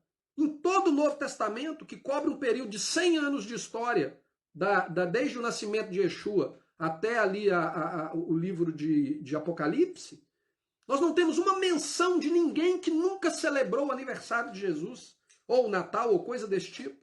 E quando a gente analisa todas as questões históricas, a gente sabe claramente que é a adoção de uma prática pagã, fruto do sincretismo religioso com o paganismo, algo que Deus abomina. Mas se hoje você diz, não, cara, isso é pagão, eu não quero isso para minha vida, você é tido como um inimigo. Quem é você, cara, para poder vir desfazer daquilo que nós declaramos que é o dia do nascimento de Jesus? Um dos dias mais especiais. Quem é você? E aí, se você quer ainda se tornar pior para eles, é você virar e falar assim, não, eu vou celebrar aquilo que Deus santificou. Eu vou guardar o sábado, eu vou guardar as festas. Aí, o ódio contra você triplica.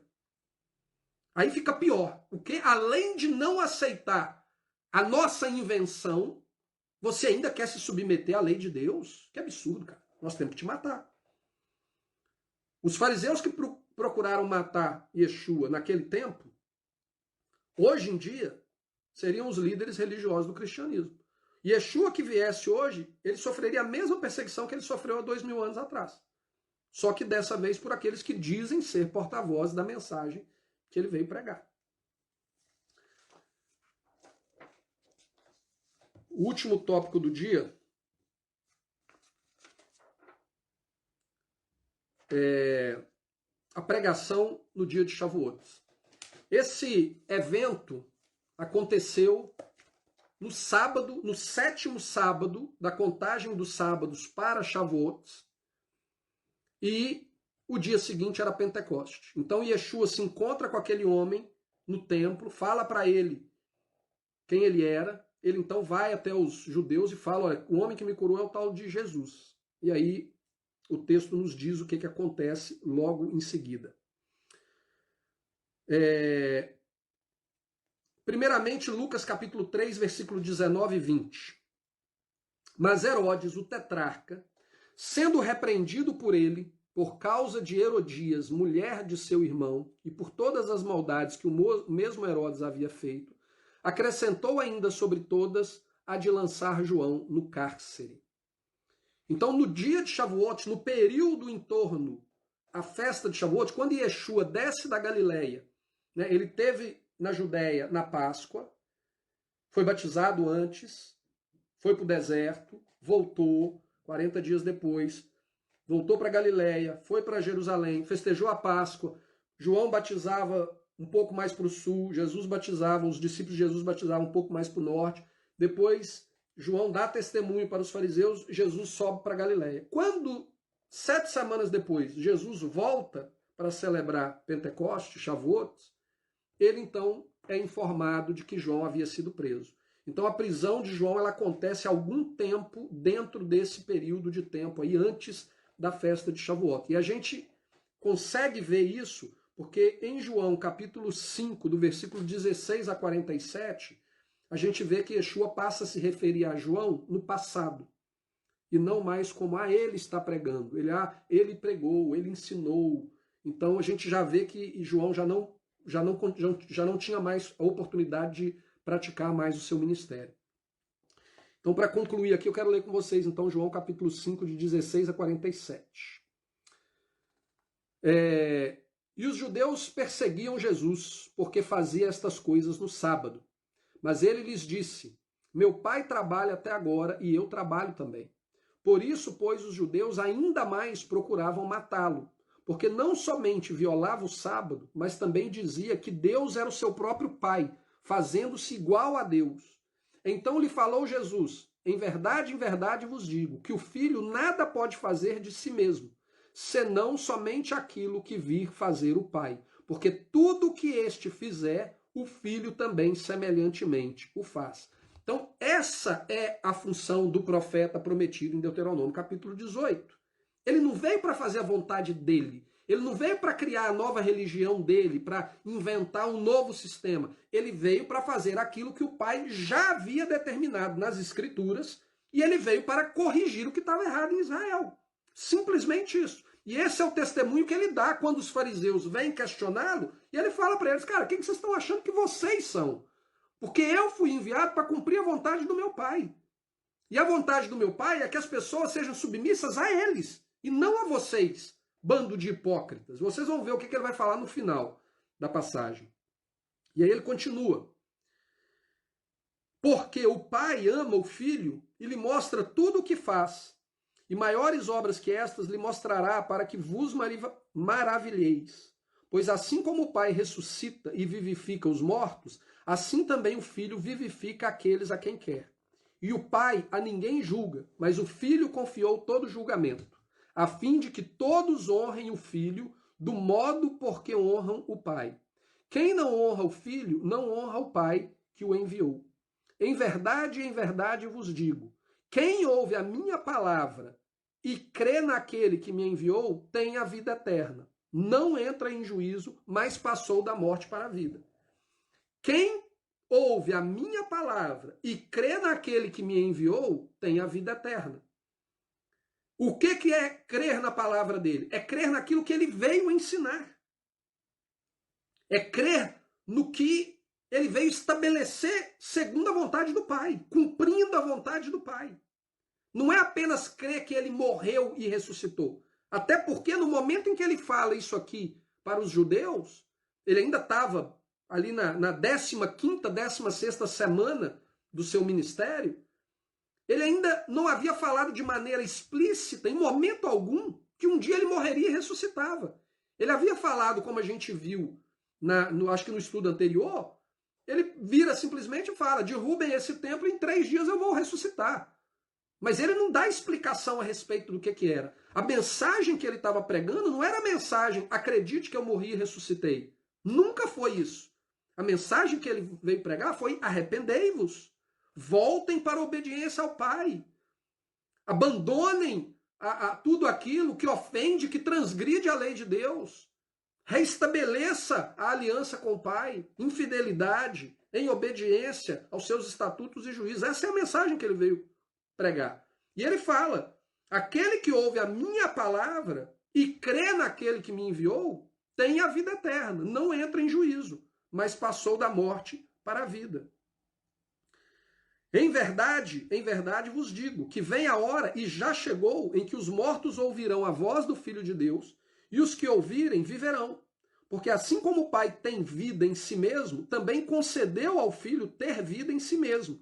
E lhe deu autoridade para julgar, porque é o Filho do homem. Não vos maravilheis disso, porque vem a hora em que todos os que se acham nos túmulos ouvirão a sua voz e sairão. Os que tiverem feito o bem para a ressurreição da vida, e os que tiverem praticado o mal para a ressurreição do juízo. Ou seja, o que Yeshua está fazendo aqui é uma relação, um confronto entre aqueles que escolheram fazer o bem, viverem segundo a vontade do Pai, e aqueles que escolheram fazer o mal, que é o quê? Viverem em rebelião ao Pai. Então ele não está falando aqui, você acredita que eu morri, ressuscitou e faz a sua profissão de fé e se torna membro da igreja, seus problemas estão resolvidos. Não. O que ele está falando é assim, acredita no que eu estou falando para vocês. Vai chegar o dia porque o Pai me deu autoridade para ressuscitar vocês. Essa autoridade, ele conquista ela quando ele morre e ressuscita. Sem a morte e ressurreição de Cristo, nós também não teríamos vida. Mas não é o fato de eu acreditar que ele morreu e ressuscitou, e eu já falei isso no vídeo anterior, então não vou ficar repetitivo aqui, mas não é o fato de eu acreditar que ele morreu e ressuscitou que me salva. É o fato da morte e ressurreição dele produzir uma transformação na minha vida que vai me levar a viver em obediência ao Pai. Se a morte e ressurreição dele não produz essa transformação na minha vida, eu vou me enquadrar na realidade daqueles que ele fala aqui, aqueles que viveram na prática do mal. Independente de falar que ele é o Senhor. O que adianta eu falar que você é o Senhor, e a gente vai ver isso mais para frente? O que adianta eu falar Senhor, Senhor, e não faz a vontade do meu Pai que está nos céus? O que ele fala para aqueles que disserem Senhor, Senhor, em teu nome expulsamos demônio, em teu nome fizemos isso, fizemos aquilo outro? O que ele fala? Apartai-vos de mim, vós que praticais a iniquidade. Ou seja, não é só o fato de eu declarar que ele é meu Senhor. Não é só o fato de eu declarar que ele morreu e ressuscitou pelos meus pecados. É o fato do que essa ressurreição produz de mudança prática na minha vida em relação à minha atitude, com relação à vontade do Pai. Se ela não produz nada e eu continuo vivendo em rebelião contra o Pai, o que vai acontecer é isso aqui. Ó. Vão ressuscitar aqueles que fizeram o bem para a ressurreição da vida e os que viveram na prática do mal para a ressurreição do juízo. Eu nada posso fazer de mim mesmo, na forma do que ouço, julgo. O meu juízo é justo, porque não procuro a minha própria vontade, e sim daquele que me enviou. Ou seja, nós temos que viver segundo a vontade daquele que enviou ele. E a vontade daquele que o enviou está descrita de maneira clara na lei e nos profetas. Inclusive, ele vai falar disso aqui imediatamente. Se eu testifico a respeito de mim mesmo, o meu testemunho não é verdadeiro. Outro é o que testifica a meu respeito. E sei que é verdadeiro o testemunho que ele dá de mim. Mandastes mensageiros a João. Então, vocês lembram lá que a gente falou antes, né? Os fariseus mandaram mensageiros para João, perguntando, quem é você? Você é o Messias? Ele, não sou eu, mas aquele que eu não sou digno de atar as sandálias dele, ele é o que havia de vir, etc. Vocês mandaram mensageiros a João, e ele deu testemunho da verdade. Eu, porém, não aceito humano testemunho, digo-vos. Entretanto, estas coisas para que sejais salvos. Ele era a lâmpada que ardia e iluminava, se referindo a João. Por que ele fala de João no passado? Ele era, porque João já não conseguia mais cumprir a missão dele, né? Quer dizer, já tinha cumprido a missão dele e agora ele estava na prisão. Então ele era a lâmpada que ardia e iluminava. E vós quisestes por algum tempo alegrar-se-vos com a sua luz. Ou seja, por algum tempo vocês ainda tinham oportunidade, mas agora não tem mais porque ele já está preso. Mas eu tenho maior testemunho do que o de João, porque as obras que o Pai me confiou para que eu as realizasse, essas que eu faço, testemunham ao meu respeito de que o Pai me enviou. O Pai me enviou, esse mesmo é que tem dado testemunho de mim. Jamais tendes ouvido a sua voz, nem visto a sua forma. Deuteronômio 19:15 diz o seguinte: pelo depoimento de 2 ou 3 testemunhas se estabelecerá um fato. Então aqui Yeshua está falando para eles o seguinte: eu tenho testemunho de 2. Eu tenho 2 testemunhas que testificam quem eu sou. O testemunho de João e o testemunho do próprio Pai, que dá testemunho de mim. Mas vocês não escutam a voz do Pai. Inclusive tem uma lei no judaísmo, tem uma história no judaísmo de um rabino, se eu não me engano, Rabino Eliezer, se eu não me engano o nome dele, que ele estava tendo um combate contra um outro judeu com relação à celebração do dia da festa bíblica, a observação da lua e etc. E em um determinado momento, os judeus falaram com ele o seguinte, que nem se uma voz do céu confirmasse o que ele estava falando, eles não escutariam porque eles não dão ouvido à voz que vem do céu. E por que eles falaram isso? Isso acontece depois do tempo de Yeshua. Por que eles falaram isso? Porque durante a vida de Yeshua, 3 vezes, Deus deu testemunho com uma voz audível do céu a respeito de quem ele era.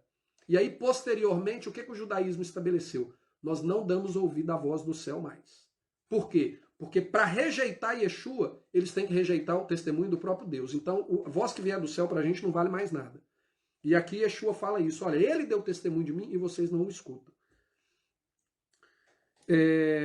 Também não tendes a sua palavra permanente em vós. Então, além de vocês não escutar a voz dele, vocês não têm nem a palavra escrita dele dentro de vocês.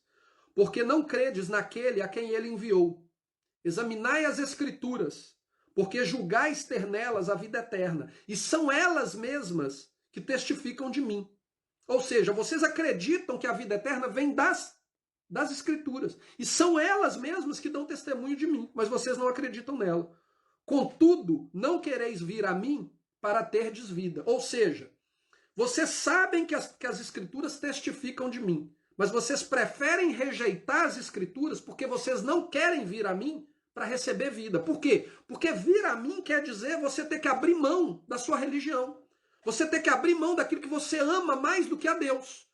E aí, em vez de você abrir mão do seu sistema religioso para vir até a mim, você prefere ignorar aquilo que Deus disse para continuar cego, para continuar surdo, né, com relação à voz de Deus que dá testemunho de mim. Crer em Jesus desconectado do que está testificado nas Escrituras Sagradas, na lei e nos profetas, não é diferente de rejeitar Jesus por ignorar o que está testificado na lei e nos profetas. Nós cremos em Jesus hoje, nós cremos que Yeshua é o Messias, porque ele foi o cumprimento daquilo que foi profetizado. E, infelizmente, a exemplo do que os fariseus fizeram naquele tempo, muitos preferem ignorar aquelas profecias que vão contra as doutrinas de homens que eles cresceram nela, porque eles amam mais a sua religião do que a própria palavra de Deus. Certa vez eu peguei alguns textos bíblicos compartilhando com um pastor. O pastor estava, pessoa muito próxima de mim, e ele estava vendo algumas postagens minhas nas redes sociais e ele estava usando palavras ofensivas contra mim, falando que eu estava pregando heresia, que eu estava ensinando heresia e outras coisas. E eu virei para ele e falei com ele: olha, pastor, então se eu estou errado, por favor, me responda o que você entende dessa passagem, dessa passagem, dessa passagem. Eu apontei para ele 3 profecias relacionadas a Yeshua, porque se nós cremos que Yeshua é o Messias, essas profecias têm que ter se cumprido nele. Porque se eu creio que ele é o Messias, mas eu rejeito as profecias, eu estou criando a minha própria versão do Messias do jeito que eu quero. O Messias verdadeiro, ele é o cumprimento do que foi profetizado. E eu apresentei isso para esse pastor, e ele virou para mim e falou comigo o seguinte: ele provavelmente leu, mas ele não tinha resposta, porque aquelas profecias, elas desconstroem a imagem do Jesus que ele propaga, que ele aprendeu dentro do cristianismo, que é um Jesus que veio acabar com a lei do Pai, que durante toda a sua vida em ministério, ele profanou a lei do Pai. Então, quando eu apresentei esses três aspectos da profecia para ele, que são o aspecto, o teste estabelecido por Deus, em Deuteronômio capítulo 13, versículo 1 a 5, como identificar um falso profeta. O falso profeta, segundo Deuteronômio capítulo 13, nós vamos tratar disso um pouco mais para frente, mas só dando aqui rapidinho, segundo Deuteronômio capítulo 13, de 1 a 5, o falso profeta, ele seria enviado pelo próprio Deus para fazer sinais e maravilhas e cumprir a sua palavra, mas no final ele iria virar para o povo e tentar desviá-los do caminho de Deus e da obediência aos seus mandamentos. E eu questionei, se Jesus é um profeta verdadeiro, como que ele cumpriu isso aqui na vida dele, se na verdade o que o cristianismo apresenta para nós hoje é um Jesus que é exatamente o perfil de um falso profeta, segundo o que está escrito em Deuteronômio. O segundo ponto que eu mostrei para ele foi, se Jesus veio nos batizar com o Espírito Santo, e em Ezequiel capítulo 36 nos diz que o Espírito Santo veio para nos conduzir a reconhecer os nossos pecados, termos nojo dele e andarmos em obediência aos mandamentos e juízos de Deus, como que eu posso falar que Jesus cumpriu isso se o Jesus que me é apresentado, na verdade, veio me libertar da responsabilidade de viver em obediência aos juízos e mandamentos de Deus e estatutos de Deus? E o terceiro ponto é a profecia de Mateus capítulo 13, versículo 34 e 35, se eu não me engano, que faz referência a Salmo capítulo 2, que é a profecia que diz que Jesus pregava em parábolas para se cumprir o que estava escrito pelos profetas. Em parábolas abrirei a minha boca e anunciarei coisas desde a antiguidade. E quando você vai ler Salmos capítulo 78, o Salmo capítulo 78 já começa assim: povo meu, não se esqueça da minha lei. E ele dá completamente a descrição de Israel ter se desviado da lei de Deus e Deus vindo, ou aquela pessoa que veio cumprir aquela profecia vindo para levar Israel de volta para a lei de Deus. Então eu apresentei esses três pontos e falei, como que o Jesus que veio acabar com a lei, rejeitar a lei e conduzir os povos a viver contrário à lei de Deus, como que ele cumpriu profeticamente isso na vida dele? E a resposta daquele pastor para mim foi o seguinte: eu não vivo segundo a letra, mas segundo o Espírito. A letra mata, mas o Espírito vivifica. Ou seja, se a profecia não é compatível com a doutrina do sistema religioso em que eu escolhi servir a ele, eu jogo fora a profecia e uso um texto fora de contexto para poder justificar o fato de que eu não quero ouvir a voz de Deus. Que eu não quero ver o que as Escrituras estão dando testemunho. Por quê? Porque eu amo a minha religião. Eu amo a minha versão de Jesus que eu criei para mim mesmo e não me interessa o resto. Ou seja, o pecado que essas pessoas estão cometendo é o mesmo pecado que os fariseus cometeram. De não quererem ouvir a voz de Deus, de não quererem ver as Escrituras. Por quê? Porque eles não querem ir até Cristo para receber a verdadeira vida eterna.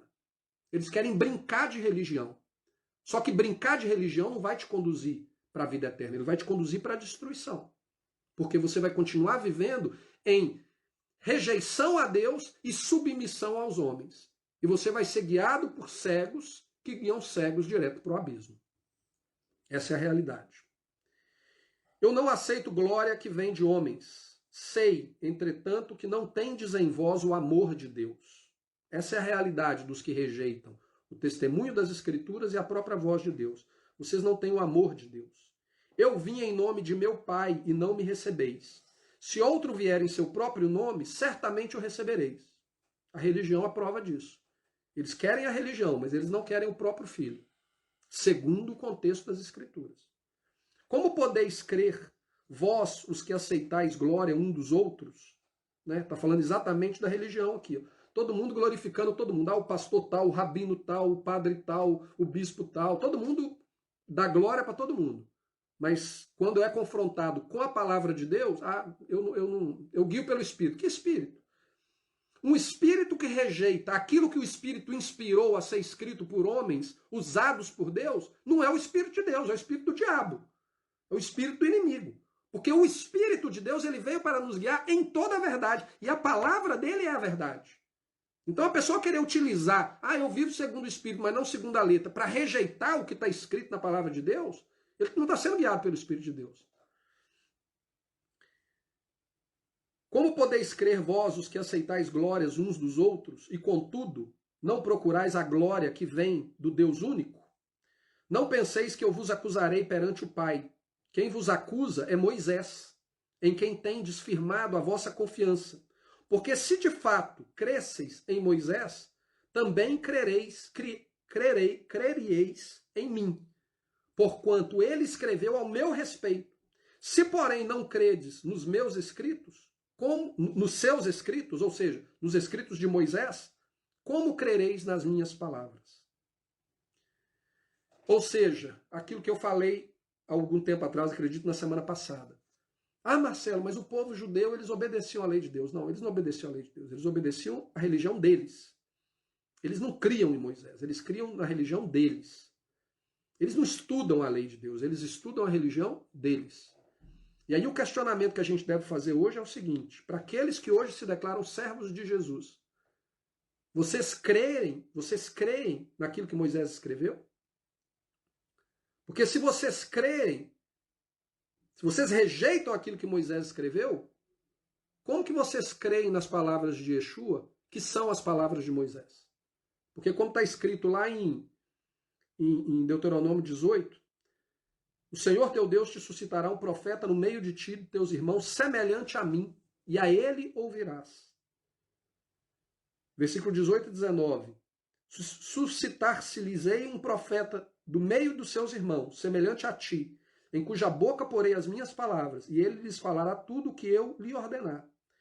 Todo aquele que não ouvir as palavras que ele falar em meu nome, disso lhe pedireis contas.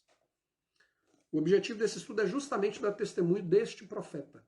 Desde o início da introdução eu deixei isso bem claro. É dar testemunho deste profeta. É dar testemunho de um Jesus, de um Yeshua, que é coerente com aquilo que a palavra de Deus dá testemunho. Com aquilo que Deus dá testemunho dele. Aquilo que as Escrituras dão testemunho dele. E nós, para crermos nesse Deus, nós temos que primeiramente, crermos nesse Messias, nós temos que primeiramente crer na palavra que Deus estabeleceu desde o início por boca dos seus profetas, na lei, nos salmos e nos profetas. Caso contrário, nós não somos nada diferentes daquilo que os fariseus fizeram no tempo de Yeshua ao rejeitá-lo. Crer em um Jesus que não corresponde ao Jesus que veio cumprir aquilo que está descrito na lei, nos salmos e nos profetas, é o mesmo que não crer no Jesus descrito na lei, nos salmos e nos profetas. É exatamente a mesma coisa. Ou seja, nós estamos rejeitando Jesus tanto quanto os fariseus rejeitaram o fato de que as profecias se cumpriram nele. Então assim eu encerro o nosso estudo de hoje, pedindo que Jeová nos dê discernimento com relação a essa palavra, principalmente nesses tempos tão complicados que nós estamos vivendo no mundo, e que ele nos ajude a aplicar isso na nossa vida, no nosso dia a dia, e nos capacite a levar pessoas a compreenderem essa verdade. Fico aberto aqui para perguntas, comentários, questionamentos, e depois a gente encerra. A Fátima comentou aí, esse é o peso da lei. Justamente, Fátima, existem, quando no Novo Testamento fala a respeito da lei, a gente tem que ser capaz de discernir de que lei está falando, de qual lei está falando, porque principalmente Paulo ele fala da lei do pecado, da lei de Cristo, da lei de Deus, da lei de homens, da lei dos governos. Então, a Bíblia trata de várias leis. De várias leis. E a gente tende, por ignorância, por falta de conhecimento, por ter a vida inteira termos aprendido algo fora do contexto, toda vez que a gente vê Paulo criticando a lei, Jesus criticando a lei, a gente acha que é a lei de Deus. E não é. Eles nunca falaram mal da lei de Deus. O absurdo é tão grande, principalmente com relação a Paulo, que Paulo fala, a lei de Deus ela é boa, justa, e o mandamento de Deus, ela é santa, justa, e o mandamento de Deus é bom. Lá em Atos 21, ele dá testemunho que ele nunca pregou contra a lei de Deus, mas ele mesmo guardava a lei de Deus. E aí o povo vai ler as cartas de Paulo, né? Lá, inclusive em Atos 21, ele dá testemunho que ele nunca pregou contra a circuncisão. E aí quando você fala qualquer coisa da lei de Deus, as pessoas vão lá nas cartas de Paulo. Paulo está falando contra a circuncisão, Paulo está falando contra a lei alimentar, Paulo está falando contra o sábado. Textos fora de contextos, que eles tiram ali uma frase e tentam aplicar em algo que o contexto está mostrando algo diferente e que contradiz o próprio testemunho de Paulo em Atos 21 diante de Deus. Mas as pessoas não querem ver a verdade. Por que elas não querem ver a verdade? Não são palavras minhas, são palavras de Jesus falando para os fariseus. No caso dos fariseus, eles falam: vocês não querem ver a verdade porque vocês não amam a Deus. Porque se vocês amassem a Deus, vocês iam ver a verdade. Vocês iam crer em Moisés. Vocês iam crer que ele escreveu de mim. Vocês iam crer o que está escrito nas escrituras ao meu respeito. Mas se você não quer crer no que está escrito, e você quer manipular e distorcer para satisfazer o seu próprio sistema religioso, é porque você não ama a Deus. Essa palavra de Jesus não era só para os fariseus, é para hoje em dia também. Se você está mais preocupado em defender o seu sistema religioso, a sua denominação, a sua igreja, do que aceitar aquilo que a palavra de Deus fala e mostra de maneira clara e inequívoca, porque existem coisas que eu creio, tem coisas que eu mesmo falo que cabe opinião diferente. Entendeu? Eu respeito o fato. Não, Marcelo, peraí, eu não entendo exatamente dessa maneira. Vamos ver por esse ótico? Beleza, tem coisas que eu olha, isso aqui é a minha convicção, essa é a sua, eu respeito a sua, eu vou fazer segundo a minha, mas eu respeito a sua. Agora, existem coisas que são óbvias, são inquestionáveis. Só que nem nessas que são inquestionáveis, as pessoas querem prestar atenção. Elas preferem virar o olho para o outro lado para fingir que não existe. Por quê? Porque elas amam mais a sua religião do que o próprio Deus. Essa é a verdade.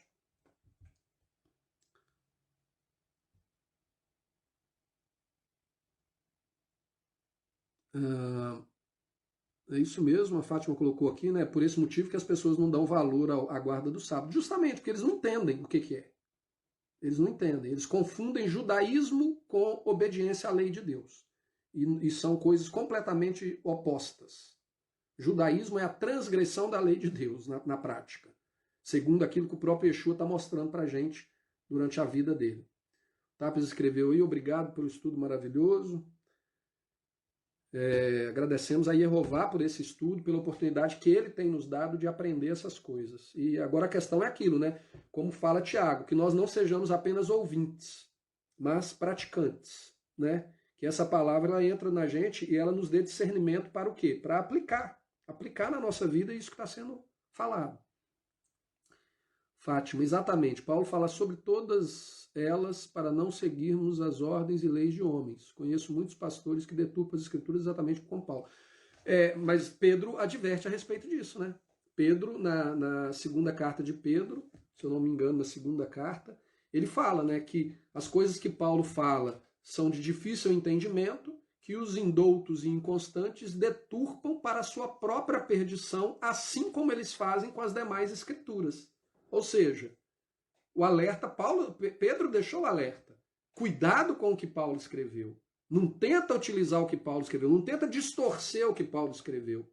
Né? E infelizmente é exatamente o que as pessoas continuam fazendo. Né? E aí quando você mostra para eles a verdade, em vez deles olharem e falarem, cara, realmente, se Jesus não pode ter profanado o sábado. Ele vivia debaixo da velha aliança. Não faz sentido nenhum eu acreditar e eu utilizar essas passagens para falar que ele quebrou o sábado para mostrar que eu não preciso cumprir o sábado. Eu posso até crer baseado em outra coisa, mas não no que Jesus fez, porque senão ele é um transgressor da lei. Por mais óbvio que isso pareça, a pessoa prefere pular a página e deixar para lá e esquecer. Não quero ver isso. Por quê? Porque ela quer continuar vivendo a religião dela.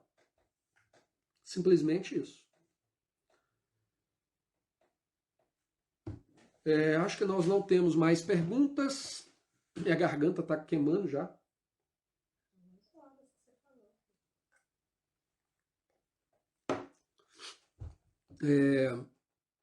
Acho que a gente vai encerrando então por aqui hoje. Agradeço aí todo mundo que ficou com a gente. Vou colocar aqui para vocês nos comentários a reportagem lá sobre o tal do Eruv aqui da Inglaterra. Tá em inglês o texto, né? Mas só vocês usarem aí o tradutor no navegador de vocês. Hoje a coisa mais simples que tem é traduzir qualquer página aí para o português. É curioso, vale a curiosidade ali para vocês verem que o que eu estou falando aqui não é uma invenção. O que eu estou fazendo aqui é uma análise baseada nos estudos de pessoas que dedicaram as suas vidas nos últimos 40 anos estudando a Bíblia dentro do contexto judaico, dentro do seu contexto hebraico, para nos aproximar cada vez mais da verdade. E esse tipo de informação que eu estou trazendo para vocês, a gente pode utilizar, por exemplo, igual essa reportagem, uma reportagem da BBC, que mostra esse fato e que nos ajuda a entender o problema que Yeshua estava lidando ali quando ele manda aquele homem carregar a maca dele. Por que ele fez isso? A intenção por trás disso. Como eu falei no estudo anterior, nós temos que entender a mente de Cristo. A mente de Cristo era justamente desconstruir a religião baseada em tradições e doutrinas de homens para conduzir o povo à obediência única e exclusiva ao Pai. Essa foi a mente dele. Infelizmente, o cristianismo o que fez? Cometeu o mesmo erro do judaísmo. Nos levou para nos vivermos debaixo das tradições e doutrinas de homens. Mas ainda é tempo. Quem tem ouvido para ouvir, ainda é tempo. Para que a gente se arrependa antes que venham os dias aí em que a coisa vai ficar séria, né?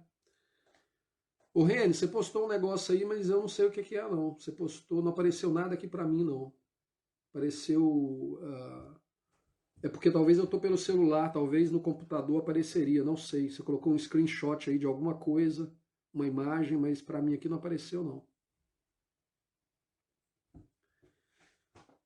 Gente, eu vou dando por encerrado aqui então, e a gente, Yehová permitindo, a gente se fala no próximo sábado, e até lá que Yehová abençoe a cada um de vocês, que nos abençoe, nos dê uma semana tranquila, nos dê discernimento com relação às coisas futuras, que estão por vir.